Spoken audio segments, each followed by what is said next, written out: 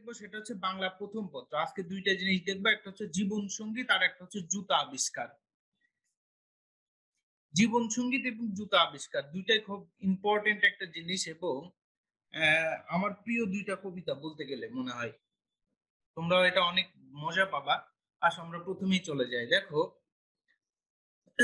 আমরা যে বিষয়টা নিয়ে আজকে আলোচনা করব বা প্রথম যে বিষয়টা আছে সেটা হচ্ছে জীবন সঙ্গীত। জীবন সঙ্গীত হচ্ছে একটা কবিতা, যে কবিতাটা মনে করো একটা অনুবাদ সাহিত্য আর কি। ঠিক আছে, তো ভাব অনুবাদ মানে কিছুটা অংশ নিয়েছে আর কি। হ্যাঁ, জুতা আবিষ্কার করবো আজকে। হ্যাঁ এবনুল, আজকে জুতা আবিষ্কার করবো, কিভাবে জুতার আবিষ্কার হয়েছে আর কি। আসো, দেখো হেমচন্দ্র বন্দ্যোপাধ্যায় মুখোপাধ্যায়, দেখো তোমার প্রথমেই কি আছে, 1838 সালের 17 এপ্রিল এবং মৃত্যু 24 মে 1903 সাল।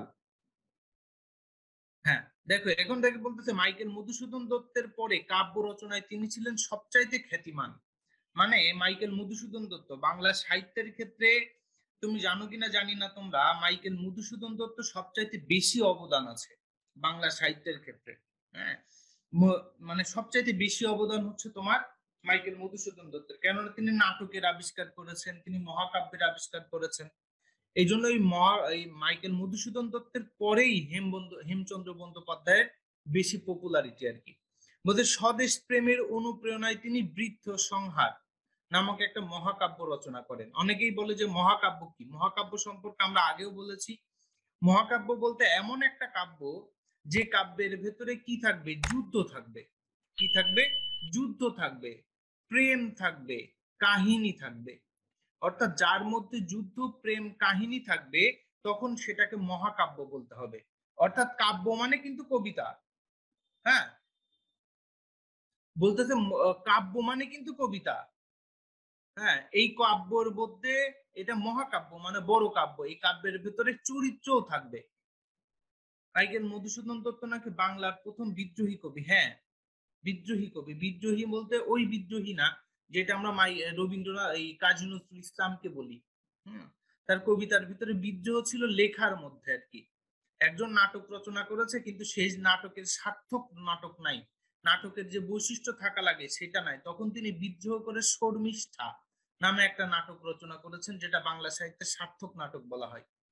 হ্যাঁ, এর আগে অনেক নাটক রচনা হয়েছে আর কি। দেখো উল্লেখযোগ্য কাব্যগ্রন্থ হচ্ছে এই যে চিন্তাত্রঙ্গিনী, বীরবাহু, আশাকানন, ছায়াময়ী ইত্যাদি বিষয়। আপনার রান্নার হাতটা একটু দেখবো তাই নাকি? আমার রান্নার হাত একটু দেখবো। হ্যাঁ, ওই দেখবো এখানে বলে লাভ নাই, আজকে রাত দেখো।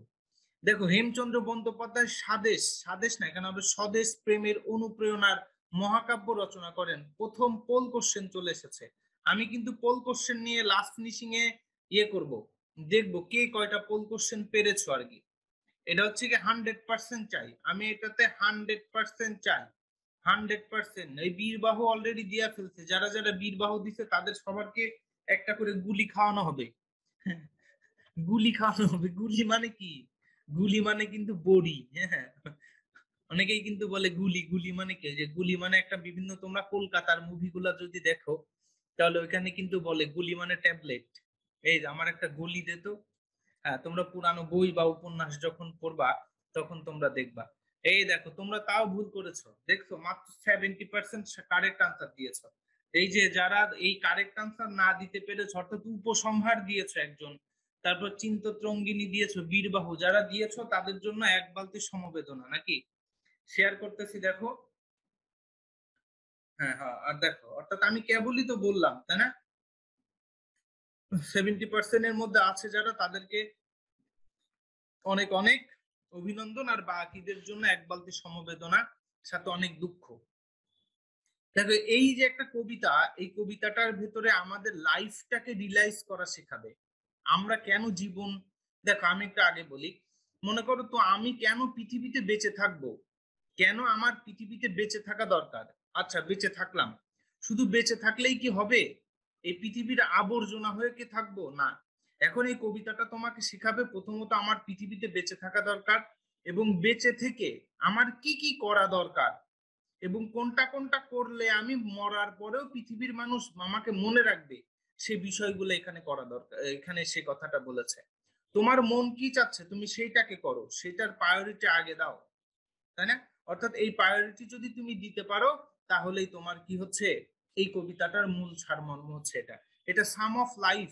হ্যাঁ, এই সাম অফ লাইফের একটা কি ভাব অনুবাদ মাত্র এটা, আমরা পরে দেখব। বলো না কাতর স্বরে, বলো না মানে কি, তুমি বইলো না।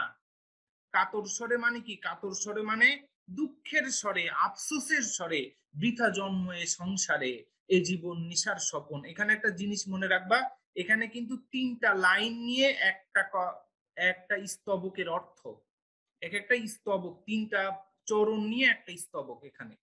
অর্থাৎ তুমি একটা লাইন নিয়ে তুমি অর্থ প্রকাশ করতে পারবা না, তিনটা লাইন নিয়ে তোমার অর্থ প্রকাশ করতে হবে। বলতেছে দেখো, বলো না কাতর স্বরে, বৃথা জন্ম এ সংসারে, জীবন নিশার স্বপন। তুমি এটা কখনো কান্না করে দুঃখ করে বইলো না যে আমার এই সংসারে জন্মগ্রহণ করাই বৃথা হয়ে গেছে।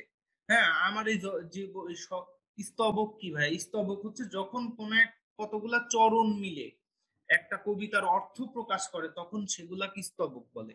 যেমন এখানে তিনটা চরণ মিলে একটা লাইনে এই কবিতার একটা অর্থ প্রকাশ করেছে, সুতরাং এটাকে বলা স্তবক। ঠিক আছে, আপনার ভয়েসটা কিন্তু কবি কবি ভাব আছে। লজ্জা দিও না, আমার কিন্তু মুখ টুক লাল হয়ে গেছে আর কি। সিসি, এগুলো সবার সামনে বলতে হয় আমি? লজ্জার বিষয় না। প্রশংসা করবা চুপি চুপি করবো আমি আর? এই সবার সামনে এভাবে বললে কি একটা লজ্জাস্কর বিষয়ের মধ্যে ফালাইলা দেখলা। আচ্ছা দাঁড়াও। দাঁড়া পুত্র পরিবার তুমি কার, কে তোমার, বলে জীবে জীব করুণা ক্রন্দন। ঠিক আছে। আচ্ছা, বলতেছে দাঁড়া, দাঁড়া মানে কি, তুই এখানে দাঁড়ায় থাক আমি একটা সিগারেট লই আই। এই তুই এখানে দাঁড়ায় থাক আমি একটা সিঙ্গারা লই আই। এই দাঁড়া, এই দাঁড়া না, এই দাঁড়া মানে হচ্ছে তোমার বউ। হ্যাঁ, বউ, হ্যাঁ। দাঁড়া পুত্র পরিবার তুমি কার, কে তোমার, বলে জীবন করুণা ক্রন্দন।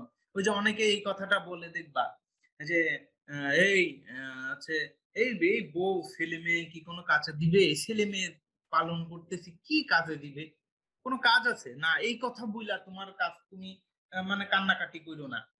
এটার জন্য তোমার জন্মগ্রহণ করে নাই। মানব জনম সার, মানব জনম মানে তোমার জীবন, জন্ম থেকে মৃত্যু পর্যন্ত, সার মানে সব সময়, মানে যতক্ষণ তুমি বেঁচে আছো এমন পাবে না আর, বাহ্য দৃশ্য ভুলো না রে মন।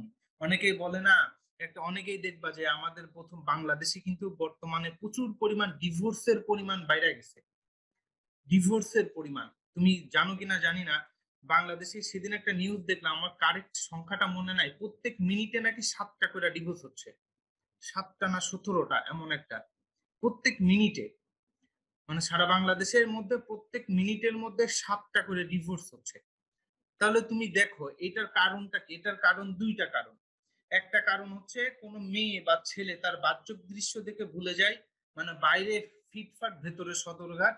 আর 2 নাম্বার হচ্ছে টাকা পয়সা অর্থ করি, অর্থাৎ টাকার লোভে বিয়ে শাদী দেয়, দিয়ে পরবর্তীতে হয়ে যায়, মানে ছাড়াছাড়ি হয়। ওদের ভেতরে কি নাই, ওদের ভেতরে ভালোবাসা নাই, প্রেম নাই, শুধু বাহ্য দৃশ্য আছে, মানে বাইরের দৃশ্য আছে। বাহ্য দৃশ্য বলতে বাহ্যিক দৃশ্য, ওই যে উপরে ফিটফাট ভেতরে সদরঘাট আর কি। কর যত্ন হবে জয়, জীবাত্মা অনিত্য নয়, ওহে জীবন করে আকিঞ্চন। আকিঞ্চন মানে আফসোস। বলতেছে তুমি এমন কোন, বলতেছে করযত্ন হবে জয়, তুমি যে কোনো একটা বিষয় সম্পর্কে যদি যত্ন করো বা সেই বিষয় সম্পর্কে যদি পরিচর্যা করো, সেই বিষয়টা একটা না একটা সময় তোমার ভেতরে একটা জয়ের ভাব আসবেই। তোমার মনে হবে যে না তুমি কিছু করেছো। যেমন একটা নারকেল গাছ লাগাইছো, নারকেল গাছে পানি দাও না, ওর আগাছা টাগাছা পরিষ্কার করো না, নারকেল গাছ লাগানোর সাথে সাথে আল্লাহর কাছে বলতেছে আল্লাহ নারকেল নারকেল নারকেল, আল্লাহ তোমার নারকেল দিব ফিরাইবো ধরে। বেটা তুই এখানে পানি দে, তুই এখানে সার দে, ওর উপরে পরিচর্যা করা, চারিপাশ ঘিরাইয়া দে, দেওয়ার পর ওর যত্ন যত্ন কর, করার পর তুই বল আল্লাহ নারকেল নারকেল নারকেল নারকেল, তখন আল্লাহ তোমার নারকেল দিব। আদারওয়াইজ তোমার নারকেল দিব, তোমার ধরে শেষা দিব, তাই না? আকিঞ্চন কি, আকিঞ্চন মানে হচ্ছে, মানে কি বলতেছে জীবাত্মা আকিঞ্চন, অসম্ভব কিছু নয়। হ্যাঁ, মানে তুমি কোনো কিছু জীব, ওহে জীব করো না আকিঞ্চন, সরি আকিঞ্চন শব্দের অর্থ হচ্ছে আফসোস, হতাশা। হ্যাঁ, এইসব করো না তুমি। করোনা সুখের আশ, করোনা দুঃখের ফাঁস, জীবনের উদ্দেশ্য তা নাই, ওই সুখ নাই জীবনে, এই নাই জীবনে, এইসব করো না তুমি। সার মানে কি, সার মানে সারা জীবন, মানে পৃথিবীর জন্ম থেকে মৃত্যু পর্যন্ত তুমি যতদিন বেঁচে থাকো, এই সার মানে সারা, টোটাল, অল, মানে সব সময়, অল টাইম সংসারে সংসারী কাজ করে নিত্য নিজ কাজ, ভবের উন্নতি যাতে হয়। বলতেছে তুমি সংসারে যে বসবাস করবা, তুমি যে সংসারে যে বসবাস করবা, এই সংসারে তোমার সংসারী কাজ করতে হবে, সাজ নিতে হবে। তুমি সংসার করতেছো, মনে করো যে অনেক মানুষ আছে, যেমন আমি দেখছি আর কি, আমার এলাকারই একটা, নাম বলবো না, নাম বললে চাকরি থাকবে না। ওই যে একটা, মনে করো যে ওই আমার একটা এলাকার আর কি একটা ইয়ে আছে আর কি, যাই হোক, দূর সম্পর্কে একটা চাচা ছিল আর কি। উনি কি করতো, সকালবেলা ভোরবেলা উঠতো, উঠা মনে করো যে মুখে একটা সিগারেট দিত, দিয়ে সারা গায়ে জামা পাঞ্জাবি পরা ওই দোকানে গিয়া বসতো, আবার তোমার এতে চলে আসতো, বাসায় চলে আসতো, বাসায় এসে আবার খাইতো, খায় আবার দোকানে যাইতো, দোকানে গিয়ে আবার চা তা কি করতো জানি না, আবার রাতে আসতো। আসা চারিদিকে কি ফুর্তি, গান বাজনা, ওলে ওলে, মানে গান বাজনা তার মুখে লেগেই থাকতো। তার মানে তার জীবনটা ছিল কি, বিন্দাস জীবন। এই যে ওইটা কি তার সংসারের সাথে আছে? না। তাকে আমার যে ওনার যে ওয়াইফ ছিল, সারাটা দিন ওনারে বকতো বকতো, আর কি এর বকা, তুই বক, আমি গিয়া দোকানে বইয়া থাকি, সিনেমা দেখি, বাংলা সিনেমা দেখতো সারাদিন বসে বসে। এখন বলতেছে তার তার ভেতরে কি সংসার যে করেছে, তার বউ আছে, বাচ্চা আছে, তার সবকিছু আছে, কিন্তু তার ভেতরে কি কোনো সংসারী সাজ আছে? না, তার ভেতরে কোনো সংসারী সাজ নাই। তুমি যখন সংসার করবা, তুমি যখন বিয়ে করবা, তোমার বাচ্চা কাচ্চা থাকবে, এটাই মানে সংসার না? তোমার বাবা মাও, এটাও এক ধরনের সংসার। তোমাকে ওই সংসারের সংসারী সাজ নিতে হবে, তোমার রেসপন্সিবিলিটি নিতে হবে। You can take your responsibility for your family, কারণ human is a family being. অর্থাৎ তোমাকে, আমরা একটা পারিবারিক একটা জীবন বন্ধন আমাদের ভেতরে আছে, তুমি সবকিছু মেনটেন করতেছো, এগুলা মেনটেন না করলে হবে না। করে নিত্য নিজ কাজ, অর্থাৎ তোমার সংসারে, সংসারে তোমার যা কিছু করার দরকার তোমার সেটা করতে হবে, ভবের উন্নত যাতে হয়। ভব মানে কি, দুনিয়ার উন্নত যাতে হয়। দিন যায় ক্ষণ যায়, ক্ষণ মানে সময়, দিন যায় ক্ষণ যায়, সময় কাহারও নয়, বেগে ধায় নাহি রয় স্থির। বলতেছে দিন ঠিকই চলে যায়, তাই না? বিয়ে করলে 1 বছর কবে হয়ে যায় টের পাওয়া যায় না, তাই না? হ্যাঁ, বিয়ে হইলেই, হ্যাঁ, মানে কিভাবে যে সময় দেয় কেউ টের পায় না, তাই না? সবার কিন্তু একই অবস্থা, তোমার তন্নি আপুকে জিজ্ঞেস করলে বুঝতে পারবে যে সময় কিভাবে চলে যাচ্ছে।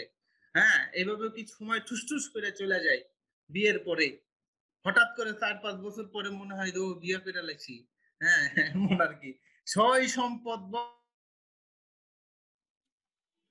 হ্যাঁ, বলতেছে যে মহাজ্ঞানী, না সরি ভাই, তার আগের অর্থটা একটু, আগের স্লাইডটা।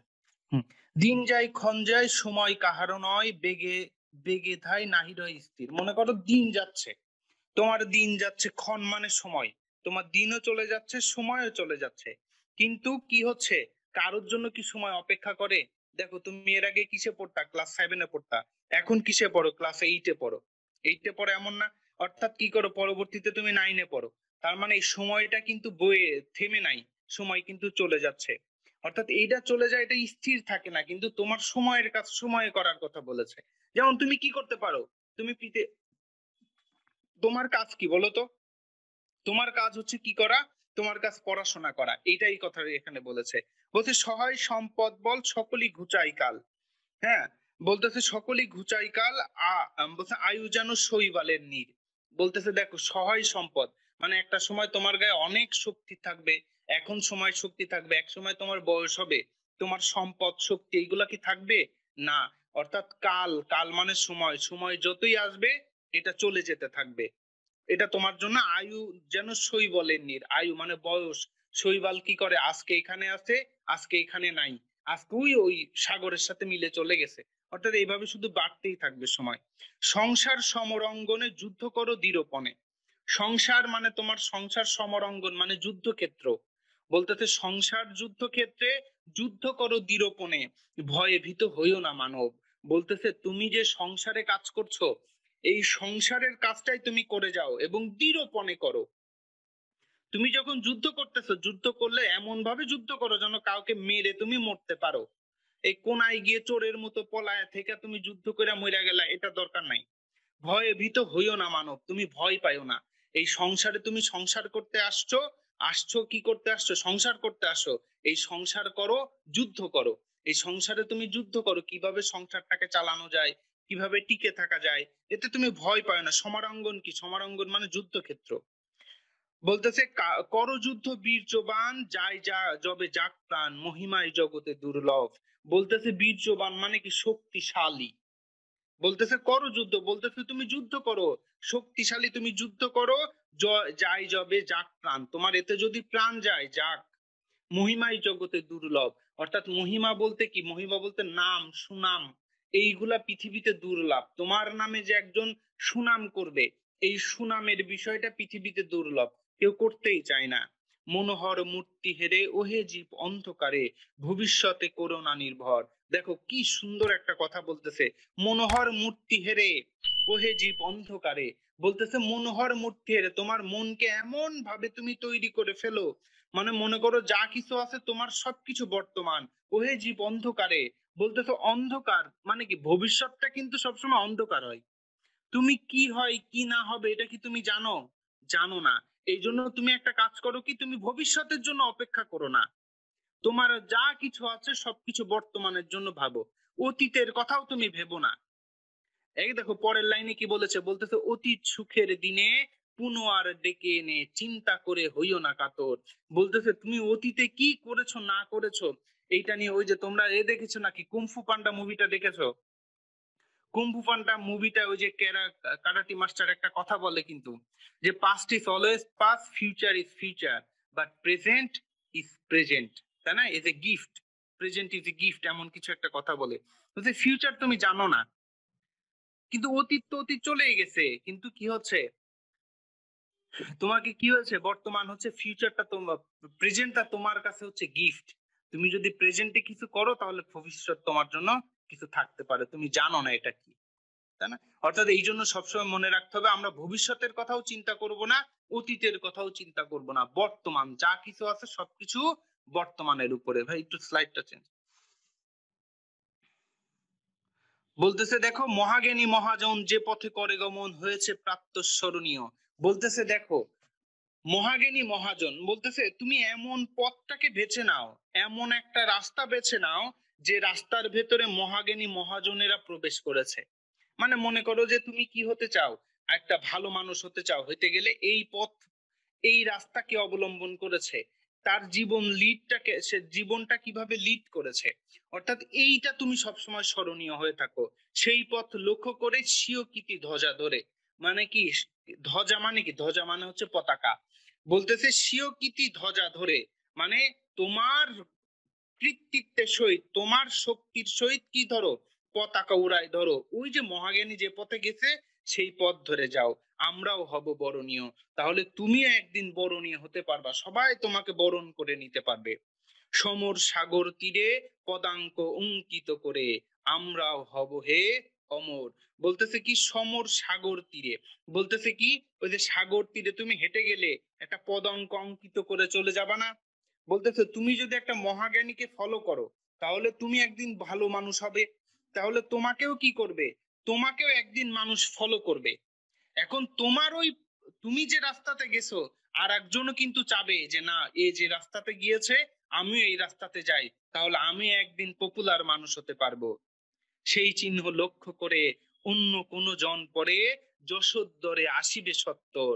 মানে কি যশ মানে কি? খ্যাতি, খ্যাতি পপুলারিটি নিয়ে আসবে না। আজকে কুদ্দুসুর রহমান আখলাস এই রাস্তা দিয়ে হেঁটে গেছে, সুতরাং আমিও হেঁটে যাই, তাহলে আমিও একদিন তার মতো স্মরণীয় হতে পারবে। কিন্তু এই যে কুদ্দুসুর রহমান আখলাস, সে কি নিজে ওই রাস্তা তৈরি করেছে? না, ওই রাস্তা কোন একটা মহাজ্ঞানীকে সে ফলো করেছে, এই জন্য এসেছে। করোনা মানবগণ বৃথা ক্ষয়ে জীবন, সংসার সমরঙ্গনের মাঝে।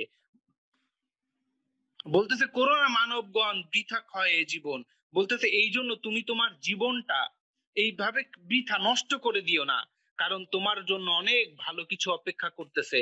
তুমি আর এই কাছে বসে থেকো না এইভাবে, তুমি এমন কিছু কাজ করো, এমন কিছু কাজ করো যাতে তোমার জীবনটা কি হয়ে থাকে? ভালো হয়ে থাকে আর কি। সংকল্প করেছো যাহা সাধন করো তাহা, রত হয়ে নিজ নিজ কাজে। এই কবিতাটা তুমি যদি পড়ার এই কবিতাটা পড়ার যদি কোনো একটা উদ্দেশ্য থাকে, যে না এই কবিতাটা পড়ার একটা উদ্দেশ্য আছে, সেই উদ্দেশ্যটা কি? এই যে এই কবিতাটার লাস্টের এই 3 লাইন, আমার সাথে সাথে সবাই পড়ো তো। সংকল্প করেছো যাহা, সাধন করো তাহা, রত হয়ে নিজ নিজ কাজে। সবাই মনে মনে এই লাইনটা আবার একবার পড়ো। সংকল্প করেছো যাহা, সাধন করো তাহা, রত হয়ে নিজ নিজ কাজে। তুমি যদি মনে করো কবিতাটার একটা ভাব বা বিষয়বস্তু আছে, একটা কবিতাটা কেন বলা হয়েছে, হ্যাঁ, এই হচ্ছে তার মূল কথা। কেন বলা হয়েছে যদি বলা হয়, তাহলে এইটাই হচ্ছে বলা হয়েছে এই কারণে যে তুমি কেন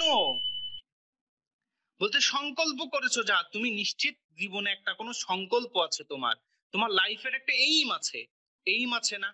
তোমার লাইফের কিন্তু একটা এইম আছে যে তুমি কি হতে চাও। এইম আছে না তোমার মনে মনে একটা, কিন্তু তুমি করেছো। এতদিন যদি তুমি না করে থাকো তাহলে তুমি বোকা। তুমি এখনই করে ফেলো যে তুমি কি হতে চাও। তুমি কি ডাক্তার হতে চাও? তুমি কি ব্যারিস্টার হতে চাও? তুমি কি হতে চাও? এইটা কিন্তু তুমি অবশ্যই তোমার মনের ভেতরে তুমি তৈরি করে ফেলেছো। করে ফেলেছো না? এই যখন, আচ্ছা, আমরা এটা তো পড়েছিলাম, বৃত্ত সংহার পড়েছিলাম তাই না? এটা পড়েছে, এটা পড়েছে, এটা পড়েছে। এখন আসো, আমার কথা তো একটু ক্লিয়ার হয়ে গেছে না ভাইয়া? এটা আসলে সরি, কারেন্টটা আমার এখানে আজকে সারাদিনে অনেক ডিস্টার্ব করতেছে ভাইয়া। দেখি, হ্যাঁ, আজকে অনেক জোশে আছে। কেন আজকে অনেক জোশে আছে কেন দেখো, সবাই তো শুনতে পারতেছো, ক্লিয়ার দেখতে পাচ্ছ নাকি? সবাই তো ক্লিয়ার না? হ্যাঁ, ইটস ওকে ভাইয়া, হ্যাঁ হ্যাঁ, good, no problem, thank you. আসলে তোমরা তো তোমরা যদি একটু সহযোগিতা না করো তাহলে তো হবে না আর কি, সবাই মিলেই করতে হবে। আপনি 33 ওল্ড, কেন 33 ওল্ড হবে কেন? আচ্ছা, জি স্যার, ক্লিয়ার, ভিজিবল, আসো, নো প্রবলেম। আসো দেখো, এই দেখো এই লাইনটা যদি পড়ো, সংকল্প করেছো যাহা, সাধন করো তাহা, রত হয়ে নিজ নিজ কাজে। মানে কি? তুমি নিশ্চিত তোমার মনে একটা কি করেছো, চিন্তা ভাবনা করেছো যে আমি কি হতে চাই। আমি ক্লাস 9-এ বা 10-এ পড়ি, আমার কি থাকতে হবে, আমার একটা ডক্টর হতে হবে। হ্যাঁ, আমি ডক্টর হব। কিভাবে ডক্টর হব? আমি বাংলাদেশের মেডিকেলে, অর্থাৎ এমবিবিএস যখন পরীক্ষা হবে, আমি এমবিবিএস পরীক্ষায় কি হব? এমবিবিএস পরীক্ষায় ফার্স্ট হব। আচ্ছা ওকে, আমি এমবিবিএস না, আমি বুয়েট, অর্থাৎ বুয়েটে আমি কি হব? আমি ফার্স্ট হব। আচ্ছা, আমি কি হব? সারা বাংলাদেশে যত পাবলিক ইউনিভার্সিটি আছে, আমি 1 থেকে 10-এর মধ্যে থাকবো। অর্থাৎ এইটা কিন্তু তোমার সংকল্প করেছো যাহা, তাই না? সাধন করো তাহা, অর্থাৎ এই যে তুমি সংকল্পটা করেছো, এই সংকল্প করার জন্য তুমি কি হবে? তোমার ভেতরে একটা সাধন থাকতে হবে না, যে না আমি এটা করব, রত হয়ে নিজ নিজ কাজে। মানে কি? তোমার যে কাজটা তুমি করেছো, এই যে এমবিবিএস হবা, না বুয়েট হবা, না ঢাবি বা পাবলিকের ফার্স্ট হবা, সেটা তুমি সাধন করো। কারোর উপরে ডিপেন্ড করো না, কারোর অপেক্ষায় বসে থেকো না। আমার কথা কি বুঝে আসছে ভাইয়ার আমার? তোমরা কি বুঝেছো? হ্যাঁ, গুড। এই যে একজন বলতেছে আর্কিটেকচারাল ইঞ্জিনিয়ার হবে, গুড, আলহামদুলিল্লাহ, আল্লাহ যেন তোমার আশা পূরণ করে। অল ক্লিয়ার, জি ভাইয়া, হ্যাঁ। অর্থাৎ এইটাই হচ্ছে মূল ঘটনা। দেখো, এখানে আমাদের জীবন কেবল নিছক স্বপ্ন নয়। কাজে এই পৃথিবী শুধু যে স্বপ্ন, মায়ার জগৎ বলা যায় না। স্ত্রী, পুত্র, কন্যা, পরিজন বর্গ কেউ কারো নয়, কথাও ঠিক নয়। মানব জন্ম অত্যন্ত মূল্যবান। মিথ্যা সুখের কল্পনা করে দুঃখে বাড়ে লাভ নেই। আমাদের জীবনের উদ্দেশ্যও তা নয়। আসলে দেখো, আমরা কত পরিমাণ বোকা। দেখো কি করে, একটু, কে নাকি পোলা মায়ারে একজন আর একজনকে ভালোবাসে। আচ্ছা, ভালোবাসছস, ভালোবাসার করে কি নাকি গলায় দড়ি দিয়া মইরা যায়, ওরে ধইরা ফিডানি দরকার না? আরে তুই কি পৃথিবী, তোর কি শুধু একটা পোলা বা একটা মাইয়া? হ্যাঁ, তোর পৃথিবীতে তোর বাপ নাই, তোর মা নাই, এই পৃথিবীটা কত সুন্দর তুই ঘুরে দেখছস? হ্যাঁ, তুই মইরা গেলে এই পৃথিবী, তুই যে মইরা যাবি, এই মইরা গেলে তুই আর এই জীবন আর পাবি কোনোদিন? ওরা বোকা না? হ্যাঁ, এটা কি দরকার? মানে মইরা গেল, ওদের মতো আফসোস। আমি তো মনে মনে ভাবি, আল্লাহ যদি এমন কিছু থাকতো যে মইরা গেল, ওর যে আয়ুটা আছে ওই আয়ুটা আমারে দিয়ে দাও খোদা, আমি আরো বেশি দিন পৃথিবীতে বাঁচতে চাই, তাই না? আমি দেখতে চাই। এতে আফসোস না ওদের জন্য, ওদের জীবন নিয়ে, ওদের জীবন নিয়ে কিন্তু আমারও আফসোস লাগে যে কি ঘোড়ার ডিম। যাই হোক, ইহকালেও শান্তিতে পারলি না, মরণকালেও পাবি না আর কি। যাই হোক, সংসারে বাস করতে হলে সংসারের দায়িত্ব যথাযথভাবে পালন করতে হবে, কেননা বৈরাগ্যে মুক্তি নেই। এখন অনেকেই কথা বলবে বৈরাগ্য কি? বৈরাগ্যটা হচ্ছে কি, সংসার, ধর্ম সবকিছু বাদ দিয়ে থুয়ে, মা বাবা ভাই বোন বউ বাচ্চা কাচ্চা বাদ দিয়ে থুয়ে তুমি একদিকে চলে যাওয়া, যেখানে রাত সেখানে কাজ। একটা কথা আছে, যেখানে রাত হবে সেখানেই কাজ হয়ে যাবে, খানা মানুষ দিলে খাইবো নাইলে নাই, এমন আর কি। আমাদের জীবন যেন শৈবালের শিশির বিন্দুর মতো ক্ষণস্থায়ী মানুষ, সুতরাং মানুষকে পৃথিবীতে সাহসী যোদ্ধার মতো সংগ্রাম করতে বেঁচে থাকতে হবে। মহাজ্ঞানী মহাব্যক্তিদের, মহান ব্যক্তিদের পথ অনুসরণ করে আমাদের বরণীয় হতে হবে, কেননা জীবন তো একবারই। আহারে জীবন, জীবন সঙ্গীত কথাটিতে মার্কিন কবি হেনরি ওয়ার্ডসওয়ার্থের লং ফেলোর এ সাম অফ লাইফ, হ্যাঁ SALM, এটা হবে সাম অফ লাইফ শীর্ষক ইংরেজি কবিতার ভাবানুবাদ। আবার পড়ো না পাসাম, পাসাম অফ লাইফ না, এটা হবে সাম অফ লাইফ।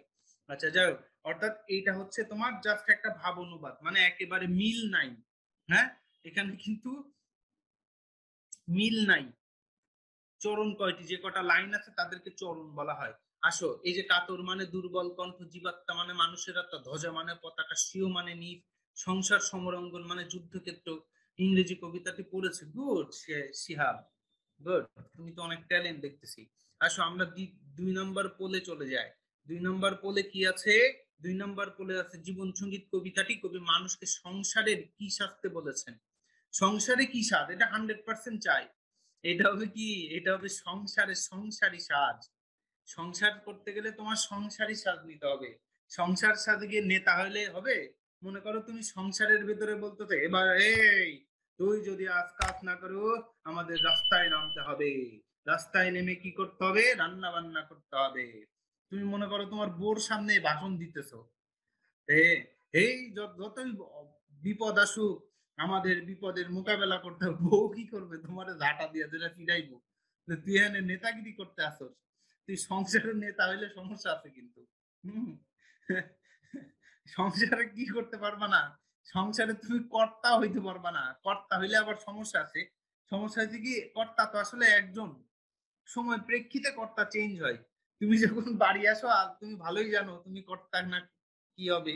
তোমার ওয়াইফ যখন থাকবে তখন তোমার ওয়াইফ কর্তা, যখন তুমি থাকবে না তখন তোমার ওয়াইফ থাকবে না, তুমি কর্তা। বৈরাগী, মনে করো সংসার কইরা তুমি শুরু করছো, কইরা তুমি বৈরাগী হয়ে গেছো। তুমি কি করছো, বাচ্চা কাচ্চা হয়েছে, তোমার বিয়ে করছো, বাচ্চা কাচ্চা আছে, মা বাপ শ্বশুর শাশুড়ি আছে, তুমি কি করছো, তুমি 1 মাসের জন্য বৈরাগ্যে চলে যাও। ঠিক আছে তো, এইটা করলে হবে না আর কি। বউ আর থানোসের মধ্যে পার্থক্য নাই। যাই হোক, অর্থাৎ এখানে হবে সংসারে তোমার সংসারী কাজ হইতে হবে। আসো, কবি পরিচিতি, রবীন্দ্রনাথ ঠাকুর সম্পর্কে কি বলবো, আসলে বলার তো কিছু নাই, আবার বলার অনেক কিছু আছে আর কি। ঠিক আছে তো, আসো 25শে বৈশাখ 1268 বঙ্গাব্দে, 7ই মে 1861 খ্রিস্টাব্দ, ঘটে লাইভ বৈরাগী। হ্যাঁ, অর্থাৎ 29শে শ্রাবণ, 22শে শ্রাবণ, 22শে শ্রাবণ মুভিটা কি দেখেছো তোমরা? 22শে শ্রাবণ আমি দেখেছি মুভিটা। যাই হোক, কাব্য দেখো, কাব্যগ্রন্থ হচ্ছে রবীন্দ্রনাথের যত কাব্যগ্রন্থ আছে, আমি একটা কথা বলি মাঝে মধ্যে, কাব্যগ্রন্থটা হচ্ছে যত মেয়েদের নাম আছে সব রবীন্দ্রনাথের। যত মেয়েদের নাম, যেমন মানসী, সোনার তরী, চিত্রা, কল্পনা, খনিকা, বলাকা, পুনশ্চ, পুরবী, তুমি এগুলা কি একটাও কি পোলা মানুষের নাম পাইছো? একটাও কিন্তু পোলা মানুষের নাম পাবা না, সব মেয়ে মানুষের নাম। হ্যাঁ, এই যে, অর্থাৎ এই যা আছে সবকিছু কিন্তু কিসের নাম, সব মেয়েদের নামে। আর হচ্ছে দেখো, চোখের বালি, গোরা, ঘরে বাইরে, যোগাযোগ, শেষের কবিতা, এর ভেতরে এর যে নাটক বা যা কিছু আছে, এর ভেতরে কোনো কি নাই, এর ভেতরে কোনো ধরনের কঠিন কিছু নাই, সবকিছু সহজ সহজ। হ্যাঁ, এই যে গোরা, ঘরে বাইরে, এগুলো সব মনে করো মেয়ে প্লাস সহজ সহজ টাইপের। ঠিক আছে, তার আমরা তো কাজী নজরুল সম্পর্কে চিনি নাকি, কাজী নজরুল মানে কি, ভেঙে চুরে ফেলো, ভেঙে দেই লৌহ কপাট, তাই না? আবার বইলেন আমার নাম কাব্য, কিন্তু আমি বয়। হ্যাঁ, সমস্যা কি, কাব্য হতে পারে তো, ছেলেদের নাম হতে পারে কাব্য, কিন্তু মেয়েদের নামই হয়, অনেক কাব্য আছে। হ্যাঁ, অর্থাৎ এই আর কি। ঠিক আছে তো, অর্থাৎ ছেলেদের আর ভাইঙা চুরে লাও, যেমন আমি যদি বলি অগ্নিবীণা, কার নামে, কাজী নজরুল ইসলাম। মৃত্যু ক্ষুধা, হ্যাঁ এইগুলো আর কি, এগুলো সব ভাঙাচোরা কাজী নজরুল। জুতা আবিষ্কার কবিতাটি দেশের শাসন কাজ পরিচালনায় নিয়োজিত ব্যক্তিদের অজ্ঞতা এবং মূর্খতাকে তুলে ধরেছেন, সেই সাথে দেখিয়েছেন মানুষের চিরন্তন তোষামোদ প্রবণতা ও সাধারণ মানুষের দেশ রক্ষার অবদান। হিসাব ক্লিয়ার কিনা? অর্থাৎ এইগুলা সব কার? কাজী রবীন্দ্রনাথ ঠাকুরের। এখন আমরা দেখবো রবীন্দ্রনাথ ঠাকুরের রচনা 9 কোনটি। গুড, একটা ফুল হয়েছে। আমি কিছুক্ষণ আগে একটা টেকনিকের কথা বলেছি। হ্যাঁ, এখানে বলো তো দেখি কোনটা হতে পারে। 9 কোনটি? সোনার তরী দাগাইতেছে অনেকে, চোখের বালি দাগাইতেছে। ফিডায়া, চোখের বালি কি? চোখের বালি একটা উপন্যাস। চোখের বালি এর বাংলা অর্থ কি জানো? চোখের বালি বাংলা অর্থ হচ্ছে কি? শত্রু। চোখের বালি, তুই আমার চোখের বালি, শত্রু। এটা সিনেমা আছে, দেখো তোমরা। সোনার তরী এটা হচ্ছে একটা কাব্যগ্রন্থ। গগনে গরজে মেঘ ঘন বরষা, কুলে একা বসে আছি নাহি ভরসা, রাশি রাশি ভাড়া ভাড়া, ধান কাটা হলো সারা, ভরা নদী খুঁড়ো দ্বারা খর পরশা, কাটিতে কাটিতে ধান এলো বরষা, একখানি ছোটকে আমি একেলা। আচ্ছা, যাই হোক, এইটা হচ্ছে সোনার তরী কাব্যগ্রন্থ, মানুষের একটা কাব্যগ্রন্থ। এই তিনটায় রবীন্দ্রনাথ ঠাকুরের। শর্মিষ্ঠা একটা সার্থক নাটক। এটা কার? এটা হচ্ছে মাইকেল মধুসূদন দত্তের। শর্মিষ্ঠা হচ্ছে বাংলার বলা হয়, ধরা হয় আর কি, একটা সার্থক নাটক। বাংলা সাহিত্যের সার্থক নাটক হচ্ছে শর্মিষ্ঠা। এটা মাইকেল মধুসূদন দত্তের। হিসাব ক্লিয়ার কিনা? হিসাব যখন ক্লিয়ার হয় অ্যান্সার হবে শর্মিষ্ঠা। ওকে, এই দেখো এখানে হচ্ছে আমরা দেখবো জুতা আবিষ্কার। অনেকেই বলতেছে yeah yes, mango sir, oh love you mango people, তুমি চলে এসেছো, মনে আছে তোমাদের না? আচ্ছা, শেয়ার করি নাই এটা। আসো আমরা একটু এদিকে যাই। দেখো এই কবিতাটা একটু মজার আছে আর কি। আসো, তিনে তিন পুল, আলহামদুলিল্লাহ, তুষার গুড। আমি জিজ্ঞেস করবো, দেখবো সবাই সবকটা পারে কিনা। ম্যাঙ্গো পিপল, হ্যাঁ। দেখো কহিল হবে, এটা একটু ভালো করে শুনো। অনেকেই মনে করে এটা একটা বাস্তব ঘটনার উপর ডিপেন্ড করে। আসলে এটা যেভাবে মনে করে নেই, এটা হইতে পারে এটার পরেই জুতা আবিষ্কার হয়েছিল। এটা হইতে পারে। হ্যাঁ, আসো আসো। কহিল হাবু, হবু, হাবু না হবু, কহিল হবু শুনো গো গবু রয়। মানে হবু বলতে এখানে কাকে বোঝাচ্ছে? একটা অনুমান করা হয়েছে যে রাজা একটা হবু, আর হচ্ছে শুনো গো গবু রয়। গবু রয় মানে কি? গবু মানে কি? আমরা তাতে গর্ধব বলি। হবু আর গবু কথা হচ্ছে, হবু হচ্ছে এখানে রাজা, আর গবু বলতে এখানে ওই মন্ত্রী টন্ত্রী এদেরকে বোঝানো হচ্ছে আর কি। কালীকে আমি ভেবেছি সারা রাত্র, মলিন ধুলা লাগিবে কেন পাই, ধরুনি মাঝে চরণ ফেলা মাত্র। এটা বলতেছে রাজা যে আমি কালকে সারা রাত একটা জিনিস ভাবলাম, যে আমার পা মাটিতে লাগার সাথে সাথে কেন ধুলা লাগবে, কেন আমার পায়ে ধুলা লাগবে, কেন আমি একটা রাজা। হ্যাঁ, আমার পায়ে লাগবে কাদা না, যাই হোক, ধুলা লাগবে কেন? তোমরা শুধু বেতন লহ বাটি, রাজার কাছে কিছুই নাহি দৃষ্টি। বলছে তোমরা শুধু বসা বসা কি নিচ্ছ? শুধু বেতন নিচ্ছ, মনে করতেছো ভাইয়া সেই আবৃত্তি করেন, রিয়েল ফিলিং। হ্যাঁ, আমার চোখ মুখ সব লাল হয়ে গেছে। ইস, কি লজ্জা লজ্জা। এটার একটা কার্টুন আছে। আচ্ছা যাই হোক, আচ্ছা যাই হোক, হতে পারে। তোমরা শুধু বেতন লাভ বাটি, রাজার কাছে কিছুই নাহি দৃষ্টি। মনে করতেছো আমরা বসে বসে বেতন নিচ্ছি, রাজা মনে হয় দেখতেছে না। তোমাদের বুঝাইতেছি দাঁড়া। গোপাল ভাঁড়ের মতো, হ্যাঁ, আমি গোপাল ভাঁড়টা এখনো দেখি আর কি। যাই হোক, আমার মাটি লাগাই মোরে মাটি, রাজ্যে মোরে একই অনা সৃষ্টি। এই লাইনটা অনেকেই বুঝে না, আমি একটু বলি। মনে করো লেখক রাজা বলতেছে এই মাটি তো আমার, রাজার এই রাজ্যটা, এখানে রাজা বসে আছে, এখানে মাটি টাটি সবকিছুই তো তার। বলতেছে আমার মাটি, আমার পায়েই মাটা লাগাচ্ছে মাটি। হ্যাঁ, মাটি, রাজ্যে মোর একই অনার সৃষ্টি। বলতেছে আমার রাজ্যে একই সৃষ্টি হলো, আমার মাটি আমাকেই মাটি লাগাচ্ছে। মানে খারাপ জিনিসে বোঝাতে বলতেছে, আমার খায়া, আমার নুন খেয়ে, আমার গুণ না গেয়ে আমার নামে বদনাম করতেছে, এমন আর কি। শীঘ্র এই করিবে প্রতিকার, নহিলে কারো রক্ষে নেহি আর। বলতেছে এর প্রতিকার চাই, নাহলে তোদের খামো খায়ালাম আর কি। শুনিয়া গবু ভাবিয়া হলো খুন, দারুণ ত্রাসে ঘর্ম বহে গাত্রে। গাত্রে মানে গা, ঘর্ম মানে ঘাম, ত্রাসে মানে কি? শাসায়। এমন আর কি। পণ্ডিতের হইল মুখ চূর্ণ, পাত্রদের নিন্দ্রা নেহি রাত্রি। মনে ওইখানে যারা ছিল তাদের কারো রাত্রে আর ঘুম নাই। একই ঘটনা ঘটলো।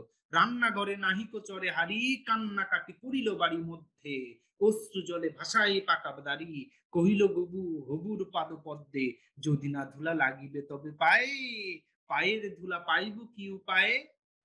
ত্রাসে মানে কি, আমি তো বললাম ত্রাসে মানে কি, মানে এই যে ফাপড়, ফাপড় চিনো নাকি?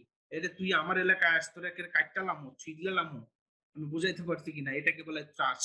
বুঝতে পারছো? রান্নাঘরে নাহিক চরে হাড়ি, কান্না কাটে পড়িল বাড়ি মধ্যে, মানে কি অশ্রু জলে ভাসায় পাকা দাড়ি, কহিল গবু হবুর পাদ পদ্মে। এখানে গবু কি মানে গবু রয় মানে ওই মন্ত্রীরা, গবু মানে কি রাজা, রাজার এসে বলতেছে ওরা তো রান্না বান্না সব বন্ধ করে দিচ্ছে, রাত্রে ঘুম নয়, সবার গা দিয়ে ঘাম ছুটতেছে, সবাই ভয় পাইতেছে। হুম, এখন মানে সবাই কাঁপাকাঁপি শুরু করে দিছে, আই হাই এটা হইলো কি। তখন ওই গবু, এই গর্ধব, গবু মানে কি গর্ধব বোকা, এই বইকা বোকা এসে একটা প্ল্যান করছে আর কি। বলতেছে হুজুর, আপনার পায়ে যদি ধুলা না লাগে, আমরা কিভাবে আপনার পা থেকে ধুলা নিব, পায়ের ধুলা দেন। হুম, অর্থাৎ এখানে বলতেছে, হ্যাঁ বলতেছে পায়ে যদি ধুলা না লাগে আমরা ধুলা নিব কিভাবে, গর্ধপের সেই চালা, হ্যাঁ বলতেছে তোমা আপনার পায়ে যদি ধুলা না লাগে, আপনার পায়ের ধুলা নিব কিভাবে, যে পায়ের ধুলা পাইবো কি পাই, তা আমরা কি পায়ের ধুলা পায়ে নিয়ে পা থেকে স্যার আপনার পায়ের ধুলা দেন, আমরা কি বলি যে স্যার পাটা আপনি উঠান, ওই ধুলা এমনি কাইক্কা কাইক্কা নিয়ে একেবারে মাথায় লাগাই। পায়ের ধুলা বলতে কি বোঝায়, পায়ের ধুলা বলতে আশীর্বাদ বোঝায়।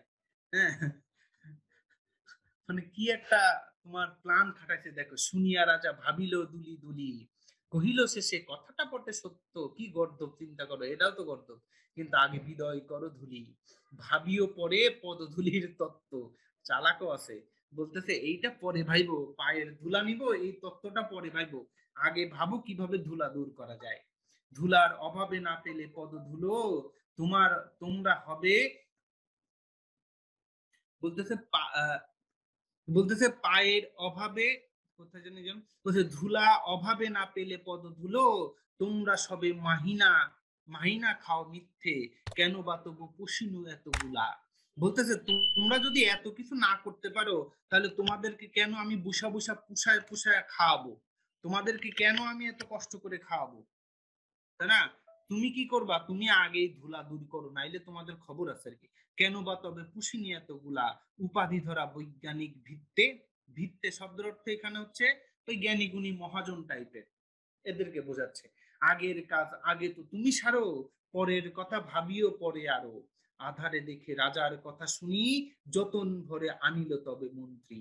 মানে এইগুলার সব পাম্পট্টি দেখতেছে, এত পাম্পট্টি দিয়ে কোনো লাভ নাই, এদেরকে আমারে রাজার যে করে হোক এই কাজ করে করতেই হবে, ধুলা দূর করতে হবে। যেখানে যত আসিল জ্ঞানী গুণী, দেশে বিদেশে যতেক ছিল যন্ত্রী, যন্ত্রী মানে ওই যে জ্ঞানী গুণী মহাজন আর কি, বসিল সবে চশমা চোখে আটি, ফুরায়া গেল 19 পিপে নস্য। এই পিপে নস্য বলতে এক ধরনের মাদক, নস্য মানে নাক, পিপে মানে এক ধরনের তামাক যেটা নাক দিয়ে টাইনা খাইতে হয়। তোমরা আবার অন্য কিছু মনে করো না আর কি। অনেক ভেবে কহিল মানে এগুলাও শেষ হয়ে গেছে, কিন্তু যতন ভরে মানে আদর করে। বলতেছে অনেকে ভেবে, পিপে, পিপে আমি তো বললাম পিপে শব্দের অর্থ হচ্ছে এক ধরনের তামাক জাতীয় দ্রব্য আর কি। অনেকে ভেবে কহিল গেলে মাটি, ধরাই তবে কোথায় হবে শস্য। বলতে তার মানে কত পরিমাণের গর্ধব চিন্তা করো, মানে পৃথিবী থেকে মাটি উঠাই দিবে, ধুলা দূর করার জন্য পৃথিবী থেকে কি উঠাই দিবে, মাটি উঠাইয়া দিবে। তখন আবার বলতেছে আচ্ছা মাটি যদি উঠাই দেয় তাহলে শস্য হবে কোথায়, চিন্তা করতে পারছো? বলতেছে কহিল রাজা তাই যদি না হবে, পণ্ডিতেরা রয়েছে কেন তবে, আচ্ছা তোমরা সমাধান না পারলে তোমরা আসো কেন, তোমাদের সবার পার্টি ছাটাই করতেছে দাঁড়াও। সকলে মিলে যুক্তি করে শেষে কিনিল ঝাঁটা 17.5 লক্ষ, মানে 17.5 লক্ষ ঝাঁটা দিয়ে ওরা ঝাড়ু দিয়ে ধুলা দূর করবে। গর্ধব রে, ঝাঁটের চোটে পথের ধুলা এসে ভরিয়া দিল রাজার মুখ বক্ষ, মানে তার বুক মুখ সব ভরাইয়া দিতে ধুলা এসা। কি অবস্থা দেখো, ধুলাই কেহ মিলিতে না রে চোখ, ধুলাই মেঘে পড়িল ঢাকা সূর্য। মানে 17.5 লক্ষ দিয়ে তুমি ইমাজিন করো, 17.5 লক্ষ ঝাঁটা দিয়ে কি করতেছে, ধুলা ঝাড়ু দিচ্ছে। এখন ওই ধুলা ঝাড়ুর কারণে সূর্য ঢাইকা গেছে, এত ধুলা। ওই যে তোমরা গোফি মুভিগুলা দেখো, গোফি কার্টুন গুলা দেখছো কখনো, গোফি গোফি, GFFY, গোফি একটা কার্টুন আছে কিন্তু, ওইখানে একটা সিগারেটের একটা কার্টুন আছে। ওখানে দেখবা ও যেখানেই যাই শুধু সিগারেট খাই, মানে সিগারেট এত খাওয়া খাই, চারিদিকে সিগারেটের ধোঁয়ার কারণে ও সিগারেটের একটা জানালাও তৈরি করে ফেলে। তোমরা যদি দেখো তাহলে এটা দেখবা, মিকি মাউস না গোফি আছে দেখবা, অমন হয়ে গেছে বিষয়টা আর কি। ধুলার বেগে কাশিয়া মরে লোক, ধুলার মাঝে নগর হলো উজ্জ, উজ্জ মানে শেষ আর কি, উজ্জ মানে একেবারে কম ইম্পর্টেন্ট আর কি। বলতে কহিল রাজা করিত ধুলা দূর, জগৎ হলো ধুলাই ভরপুর। রাজা দুঃখ করে মাথা দিয়ে বলতে, আহারে আমি ধুলা দূর করতে বলছিলাম, আর এই ধুলায় এখন সারা পৃথিবী হয়ে গেছে। তখন বেগে ছুটিল ঝাঁকে ঝাঁকে মশক, কাঁধে 21 লাখ ভিস্তি। ভিস্তি মানে এখানে কি, 21 লাখ ভিস্তি বলতে মশক মানে কি, মশক মানে পানির পাত্র, ঠিক আছে তো। অর্থাৎ মশক মানে কি, পানির পাত্র। ওই যে তোমার ওই ইয়েতে করে এক ধরনের পাত্র, যে পাত্রের উপরে ভেতরে পানি নিয়ে চারিদিকে আর কি বলতেছে ধুলা যখন হয়ে গেছে তখন এই চারিদিকে আর কি ভিজায়া দেই, তাইলে আর কি হবে না, চারিদিকে আর ধুলা থাকবে না। পুকুরে বিলে রহিল শুধু পাক, নদীর জল নাহিক চলে কিস্তি।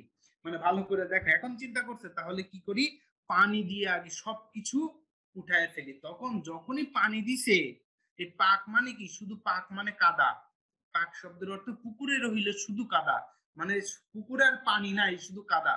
কিস্তি মানে কি, নৌকা, নদীর জল নাহিক চলে কিস্তি, মানে তুমি ইমাজিন করো নদীতে পানি নাই, পানি সব ডাঙায় চলে আইছে ওই ধুলা নিবারণ করার জন্য। এখন ওই ধুলার সাথে পানি লাগলে কি হয়ে যায়, কাদা হয়ে যায় না। জলের জীব মরিল জল বিনা, ডাঙ্গার প্রাণী সাঁতার করে চেষ্টা। মনে করো জলে আর কিছু নাই, হ্যাঁ, জলে আর কি নাই, জলে আর তোমার ওই যারা জলে চড়ে সেই জলে আর জল নাই, কি হয়ে গেছে, জলে এখন হয়ে গেছে তোমার, জল এখন হয়ে গেছে কি, জলে, জলে আর তোমার কি চলে না, জলে আর ইয়ে নাই। দাঁড়াও 1 মিনিট। জলে কি চলে, আর ডাঙার মানুষ কি করতেছে,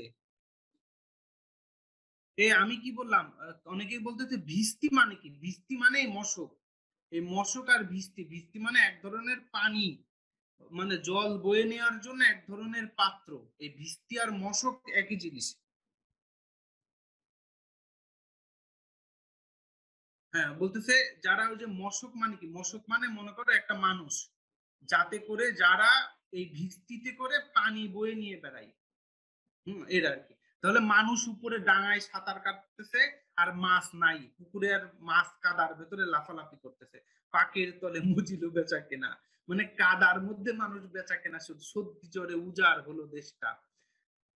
মানে সবার, সবার কি করেছে, সবার কি করেছে, ওই যে ইয়ে করা শুরু করেছে, তোমার ওই ওই কাদার ভেতরে বেচা কেনা শুরু করেছে, আর সবাই সর্দি জ্বরে মইরা যাইতেছে। কহিল রাজা এমনি সব গাধা, ধুলারে মারি করিয়া দিল কাদা। আবার সবে ডাকিল পরামর্শে, বসিল পুণ্য যতে গুণবন্ত, ঘুরিয়া মাথা হেরিল চোখে সর্ষে, ধুলাই হাই নাহিক পায়ন্ত। মানে সবার তারাই কি করলো, মানে মাথার কাজ টাজ করতেছে না, তারা কি করবে না করবে, কিভাবে ধুলা নিবরণ করবে। কহিল মহি মাদুর দিয়া ঢাকো, ফরাস পাতি করিব ধুলা বন্ধ। বলতেছে সারা এলাকা মাদুর দিয়ে ঢেকে দাও, আর ওর উপরে ফরাস পাতি বলতে এক ধরনের ইয়ে, তোমার এটারে কি বলে, পাপোশ, পাপোশ একটু বড় ধরনের পাপোশ, পাপোশ দিয়ে পাটির উপরে আঁকা দাও, তাহলে কি দেখবো মহিমাদুর, মহিমাদুর বলতে এক ধরনের পাটি আর কি, চাটাই, হ্যাঁ, এক ধরনের মাদুর, ওই মাদুরের উপরে তুমি কি করে দাও, ওই মানে এই ইয়ে, এটাতে কি কয়, পাপোশ, পাপোশ ফালায়া দাও, তাহলে আর ধুলা লাগবে না। কহিল কেহ রাজারে ঘরে রাখো, কোথাও যেন না কোনো থাকে না কোনো রদ্ধ। বলতেছে রাজাকে এমন একটা ঘরে রাখো যে ঘরে কোনো ধরনের ছিদ্র নাই, যাতে কোনো বাতাস ঢুকতেও না পারে, বাতাস বের হইতেও না পারে। আসলে কি সুন্দর একটা সমাধান দিল, তাই না? ওদের কেমনে মারা দরকার চিন্তা করো, মানে এমন একটা ঘর বানাও যে ঘরের ভেতরে কোনো ছিদ্র নাই, ছিদ্র নাই, কোনো বাতাসও না ঢুকতে পারে, বাতাসও না যাইতে পারে। আরে রাজাই তো বোঝা যাইব। আমি এই লাইনটা যতবার পড়ি ততবারই হাসি লাগে আর কি। যাই হোক, মনে করো না কত পরিমাণ বুদ্ধি ওদের, হ্যাঁ? চিন্তা করতে পারছো, এরা একসময় দেশ চালাইতো। ধুলার মাঝে না যদি দেন পা, তাহলে পায়ে ধুলা না, ধুলা তো লাগে না। বলতে ধুলার ভেতরে আমি পা দিলাম না, তাইলে তো আর ধুলা লাগবে না। তার মানে তাকে ঘরে বন্দি করে রাখো, যে ঘরে কোন বাতাসে আলো বাতাস ঢুকতে না পারে। যুক্তি আছে ভাই, আসলে কি করবে এখন? কহিল রাধা সে কথা বড় খাঁটি, এই দেখো আবার রাধা বলতেছে এটাও ঠিক আছে, আমি ওই ঘরের ভেতরেই বন্দি থাকি, ওরে ধরে কেমনে মারা দরকার। কিন্তু মোর হতেছে মনে সন্দেহ, মাটির ভয়ে রাজ্য হবে মাটি, দিবস রাত্রি রহিল আমি বন্ধ। বলতেছে ওরে বাবা, আমি মাটির ভয়তে আমি রাজ্য মাটি করে দিন আর রাত্রি মিলে ঘরের ভিতর আটকায় থাকবো, এইটা হবে না। কহিল সবে চামারে তবে ডাকি, চর্ম দিয়া মুড়ি দাও পথ্যি। এই যে একটা বুদ্ধিমানের কাজ, কহিল সবে চামারে তবে ডাকি, চামারে মানে চামার, অর্থাৎ আমরা যেটাকে বলি মুচি আর কি, ওই মুচিতে ডাকো, ডাইকা চামড়া দিয়ে রাজার পা আটকায়া দাও। ধুলির মহি ধুলির মাঝে ঢাকি, ধুলির মহি ধুলির মাঝে ডাকি, মহিপতি রহিবে মহাকীর্তি। বলতেছে ধুলির মহি মানে কি, বলতেছে মই রাজা, বলতেছে ধুলির রাজা তুমি হচ্ছে এমন একটা কাজ করো, ওই যে টোটাল পৃথিবীটাকে চামড়া দিয়ে ঢেকে দাও। হ্যাঁ, চামড়া দিয়ে ঢাকি পিঠে, ও আচ্ছা এখানে কহিল সবে চামারে তবে ডাকি, চম্র দিয়ে মুড়ি দাও পিঠি, সরি আমার একটু বলা ভুলেছে। বলতেছে চামারকে ডাকো, মানে কি কাম, চামার মানে কি বললাম, মুচি, মুচিকে ডেকে সারা পৃথিবীটাকে চামড়া দিয়ে ঢেকে দাও। চিন্তা করা যায়, সারা পৃথিবীটাকে, সারা পৃথিবীটাকে কি করো, চামড়া দিয়ে ঢেকে দাও। চামড়া দিয়ে ঢেকে দিলে তুমি কি হবে, সবাই বললো ও রাজার তাহলে একটা পৃথিবীর সুনাম থাকবে, যে না এমন একটা পৃথিবী, একটা রাজা ছিল, যে রাজা টোটাল পৃথিবীটাকে চামড়া দিয়ে ঢেকে দিয়েছিল, এবং তুমি পৃথিবীর ভেতরে মানে অমরণীয় হয়ে থাকবে। স্যার আপনার গোপাল ভাঁড় থাকেন, অবশ্যই দেখি, আমার অনেক প্রিয় গোপাল ভাঁড়। অত চামড়া কই পাইতো, এর যাই হোক, দেখো বুদ্ধি দেখো ওদের। হুম, কি মজার কবিতা ভাইয়া। কহিল সবে হবে না সে অবহেলে, যোগ্য মতে চামার যদি মেলে, এই দেখো, বলছে হ্যাঁ তাহলে তো হ্যাঁ ঠিক আছে। রাজাও খুশি হয়েছে যে না আমারও পৃথিবীতে একটা নাম থাকবে, ধুলি দূর করার জন্য আমি সারা পৃথিবী ধুলা দিয়ে আটকায় দিচ্ছি, আমার একটা বিশাল নাম থাকবে, এইটাই হবে।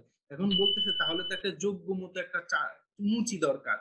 রাজার চর ধাইল হেতা সেথা, হেতা হোথা ছুটিল সবে, ছাড়িয়া সব কর্ম, মানে রাজার যত গুপ্তচর ছিল ওরা সব নেমে গেছে, কোথায় ভালো ইয়ে পাওয়া যায়, মুচি পাওয়া যায়। যোগ্য মতে চামার নাহি কোথা, না মিলে এত উচিত মতো চর্ম।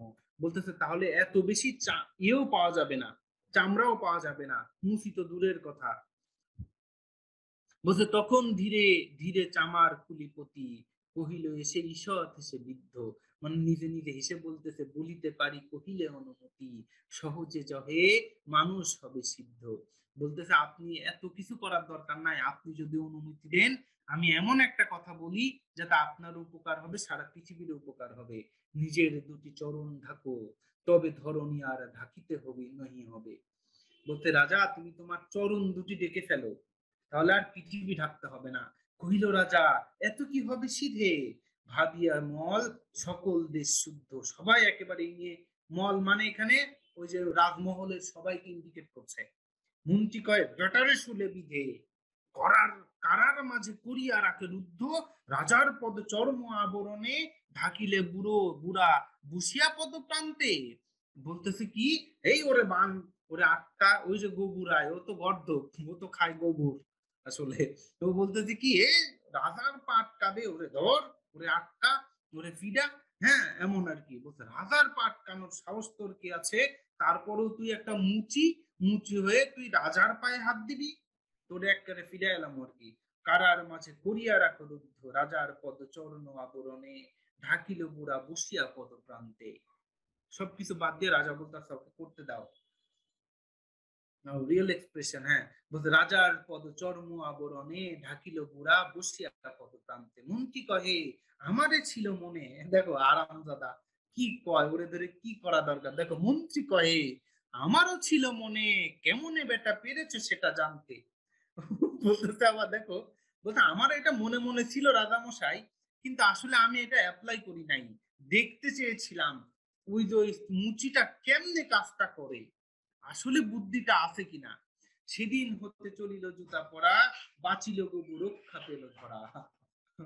ব্রেক দেন ভাই, আরে কি এর ব্রেক, আজকে তো ব্রেক দিয়েই দিছি কিছুক্ষণ আগে, এখন আর কোনো ব্রেক নাই। আজকে খুবই ইম্পর্টেন্ট দুইটা কবিতার বিষয় আছে আর কি, ঠিক আছে। সবাই পড়েছো, সবাই কি ঠিক আছে? গোপাল ভাঁড়ের মন্ত্রীর মতো না, গোপাল ভাঁড়ের মন্ত্রী না, ওই গোপাল ভাঁড়ের ওই যে বাচ্চার ওই এর মতো, বাচ্চার উজিরের মতো আর কি। আচ্ছা যাই হোক, এটা তোমরা পড়ে নিও। এটা কল্পনা কাব্যগ্রন্থ থেকে জুতা আবিষ্কার কবিতাটি সংকলন হয়েছে। এটা রাজার পদধূলি চামার, হ্যাঁ অনেক ভালো আবৃত্তি। নবাব বাহাদুর, হ্যাঁ হ্যাঁ, নবাব বাহাদুরের উজিরের মতো হয়েছে এটা। যে আমারও আসলে মহারাজা ছিল, কিন্তু দেখতে চেয়েছিলাম গোপাল কাজটা কেমনে করে আর কি। প্রতিকার মানে প্রতিবিধান, পুষিনো মানে পোষণ করি, গবুরাই মানে কি, গবুরাই মানে এখানে একটা নগণ্য ব্যক্তিকে ইন্ডিকেট করার জন্য এটাকে বুঝিয়েছে আর কি। পাক মানে কি কাদা, মহি মানে পৃথিবী, যোগ্য মতে মানে উপযুক্ত। এই যে রাজা হবুরয় 3 নাম্বার পোলে আসো আমরা, সরি 4 নাম্বার পোলে চলে যাব। 4 নাম্বার পোলে কি আছে, রাজা হবু কাকে ডেকে পায়ে ধুলা লাগার কথা বলে। এটা সবাই 100% চাই। একজন একজন দিয়া দিছে অলরেডি, রো বুড়াইকে তোর ঘোড়ার ডিম তোর মাথা, রো বুড়াই একবার কইছি। একজন লিখছে মুন উড়াইকে, তোর মন। পণ্ডিতকে একজন বলছে, পণ্ডিত শব্দটাই তো নাই রে বেটা টোটালেতে। তাহলে অ্যান্সার, এখানে অ্যান্সার হবে কি, অ্যান্সার হবে হচ্ছে শেয়ার রেজাল্ট করলাম, দেখো 90% কারেক্ট অ্যান্সার দিয়েছো, গো বুড়াই। ওকে, এখানে হচ্ছে গো বুড়াইকে বলেছিল। হ্যাঁ এখন চলে আসো, আমরা একটা জিনিস করবো, আমরা সবগুলো হয়েছে গুড, এখন আছে। এরা অক্সিজেন নষ্ট করতেছে আসলে। আর দেখো এক বা একাধিক ধ্বনি দিয়ে তৈরি শব্দমূলের অংশকে শব্দমূল বা প্রকৃতি বলে। তোমাদেরকে আমি খুব সহজ ভাষায় একটা কথা বলি, আমি একটা খুব সুন্দর ভাষায় তোমাদেরকে একটা কথা বলি, প্রকৃতি এবং প্রত্যয়টা কি, মাথা ঠান্ডা করে খুব সুন্দরভাবে শুনো। দেখো আমি তোমাকে বলি, একটা শব্দকে তুমি পাও, একটা শব্দকে তুমি ভাঙতে পারো, একটা শব্দকে তুমি ভাঙলা, ওকে ভাঙো। যেমন আমি যদি একটা শব্দ ভাঙে হাতা, সরি, একটা শব্দ বললাম হাতা, আর একটা শব্দ বললাম করা। ভালো করে মাথাটা ঠান্ডা করে শুনো, হাতা এবং করা। ওকে, হাতা এবং করা দুইটা শব্দ বলেছি। ওকে বললাম, বলার পরে দেখো তো এখানে আমি একটা জিনিসের কথা বলি তোমাদেরকে। যেমন আমি একটু একটা স্লাইড নিয়ে নিই। যেমন আমি বলেছিলাম হাতা, আর একটা বললাম করা। এই শব্দগুলাকে তুমি ভাঙো, ভাঙলে কি পাওয়া যায়, হাত যুক্ত আ, আর হচ্ছে কর যোগ আ, দুইটা অংশ পাইছো। ওকে, হাত যুক্ত আ, কর যুক্ত আ, দুইটা অংশ না। এখন তোমার ভেতরে প্রথম কোশ্চেন আসতে পারে যে ভাই এটা কি যুক্ত, কিভাবে শব্দটা গঠন হয়েছে, কি দিয়ে শব্দটা গঠন হয়েছে, তোমার ভেতরে কোশ্চেন আসতে পারে। ওকে, আমি ছোট্ট ভাবে আর একটা জিনিস এখানে বুঝাই দেই। এই যে নো এনবি, নো এনবি মানে কি, নোটাবিনি। এনবি দিয়ে আমি বোঝাই দেই সন্ধি আর উপসর্গ, এই দুইটা জিনিসও কিন্তু একই রকম ভাবে ভেঙে গঠিত হয়, তাই না? মনে রাখবা। দেখো সন্ধিতে আমি একটা কথা বলি, এই যে বিদ্যা যোগ আলয়, আর উপসর্গের ক্ষেত্রে আমি বললাম প্রযোগ ভাত। একই রকম ভাবে তুমি এখন বুঝবা কিভাবে যেটা উপসর্গটা কিভাবে হলো, সন্ধিটা কিভাবে হলো, বা এটা কি দিয়ে গঠন হলো। মনে রাখবা সন্ধি যখন হবে তখন এটার নাম পূর্বপদ, এটার নাম পরপদ। এই দুইটা পদেরই অর্থ থাকবে, আমি বাবার বলি, এই পূর্বপদ পরপদ দুইটারই অর্থ থাকবে। 99% ক্ষেত্রে তোমার মিল থাকবে অর্থ। এখানে দেখো, আর উপসর্গের ক্ষেত্রে এইটার অর্থ আছে আর এইটার নাই, এটার কি নাই, এটার অর্থ ইয়েস, এই অর্থ ইয়েস, অর্থ ইয়েস, আর এটার এন অর্থ অর্থ নাই। ভালো করে তাকাও, এটা উপসর্গযুক্ত শব্দ, পূর্বপদের অর্থ নাই, পরপদের অর্থ আছে। সন্ধির পূর্বপদের অর্থ আছে, পরপদের অর্থ আছে। প্রত্যয়যুক্ত শব্দের ভালো করে তাকাও, এই দেখো ইয়েস অর্থ আর এন অর্থ, মানে এইটার অর্থ নাই ওইটার অর্থ নাই, আছে। হিসাব ক্লিয়ার? তাহলে আমার এটা জাস্ট সিম্পল, কিভাবে আমার কোনটা কি দ্বারা শব্দ গঠিত হয়েছে। তাহলে এটা আমার প্রত্যয় দ্বারা গঠিত শব্দ, তাই না? এটা আমার প্রত্যয় দিয়ে গঠিত শব্দ হয়েছে। এখন চ্যাট বক্সে বলো তোমরা কি আমার এই প্রাথমিক ধারণাটা বুঝতে পেরেছো? সবাই সবাই কি বুঝতে পেরেছো? জি, বুঝতে পেরেছো, গুড। এখন একটু ভালো করে তাকাও, গুড।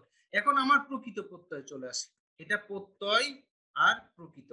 মনে রাখবা, এই যে শব্দ যখন ভাঙলাম, ভাঙলে এই যে প্রথম যে অংশটা পাইলাম, এইটার নামকে বলা হয় প্রকৃত। এটার নাম কি বলা হয়? প্রকৃত। আর এই যে অংশটা পাইলাম এটাকে বলা হয় প্রত্যয়, এটাকে কি বলা হয়? প্রত্যয়। মনে রাখবা, প্রকৃতি দুই প্রকার। প্রকৃতি কয় প্রকার? দুই প্রকার। প্রত্যয় কয় প্রকার? প্রত্যয় দুই প্রকার। ভালো করে তাকাও, প্রকৃতি দুই প্রকারে কি? একটার নাম নাম প্রকৃতি, নাম প্রকৃতি, আর একটার নাম কি প্রকৃতি? ক্রিয়া প্রকৃতি। ভালো করে মনে রাখো, একটার নাম নাম প্রকৃতি আর একটার নাম ক্রিয়া প্রকৃতি। আবার ভালো করে তাকাও, প্রত্যয়, এই প্রত্যয়কে কি বলা হয়? প্রত্যয়। প্রত্যয় দুই প্রকার, একটা হচ্ছে নাম প্রত্যয় আর একটা হচ্ছে ক্রিয়া প্রত্যয়। কিন্তু ব্যাকরণের ভাষায় নামকে বলা হয় কি? নামকে বলা হয় তদ্ধিত, আর ক্রিয়াকে বলা হয় কৃত। হিসাব ক্লিয়ার? এই নামের প্রকৃতির ভাষায় এই নাম প্রকৃতি এবং ক্রিয়া প্রকৃতি, এই নামকে বলা হয় শব্দমূল। কি বলা হয়? শব্দমূল।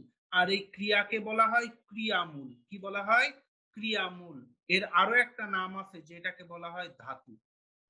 এই কারোর কোনো কোশ্চেন থাকলে বলো। কারোর কি কোনো ধরনের কোশ্চেন আছে?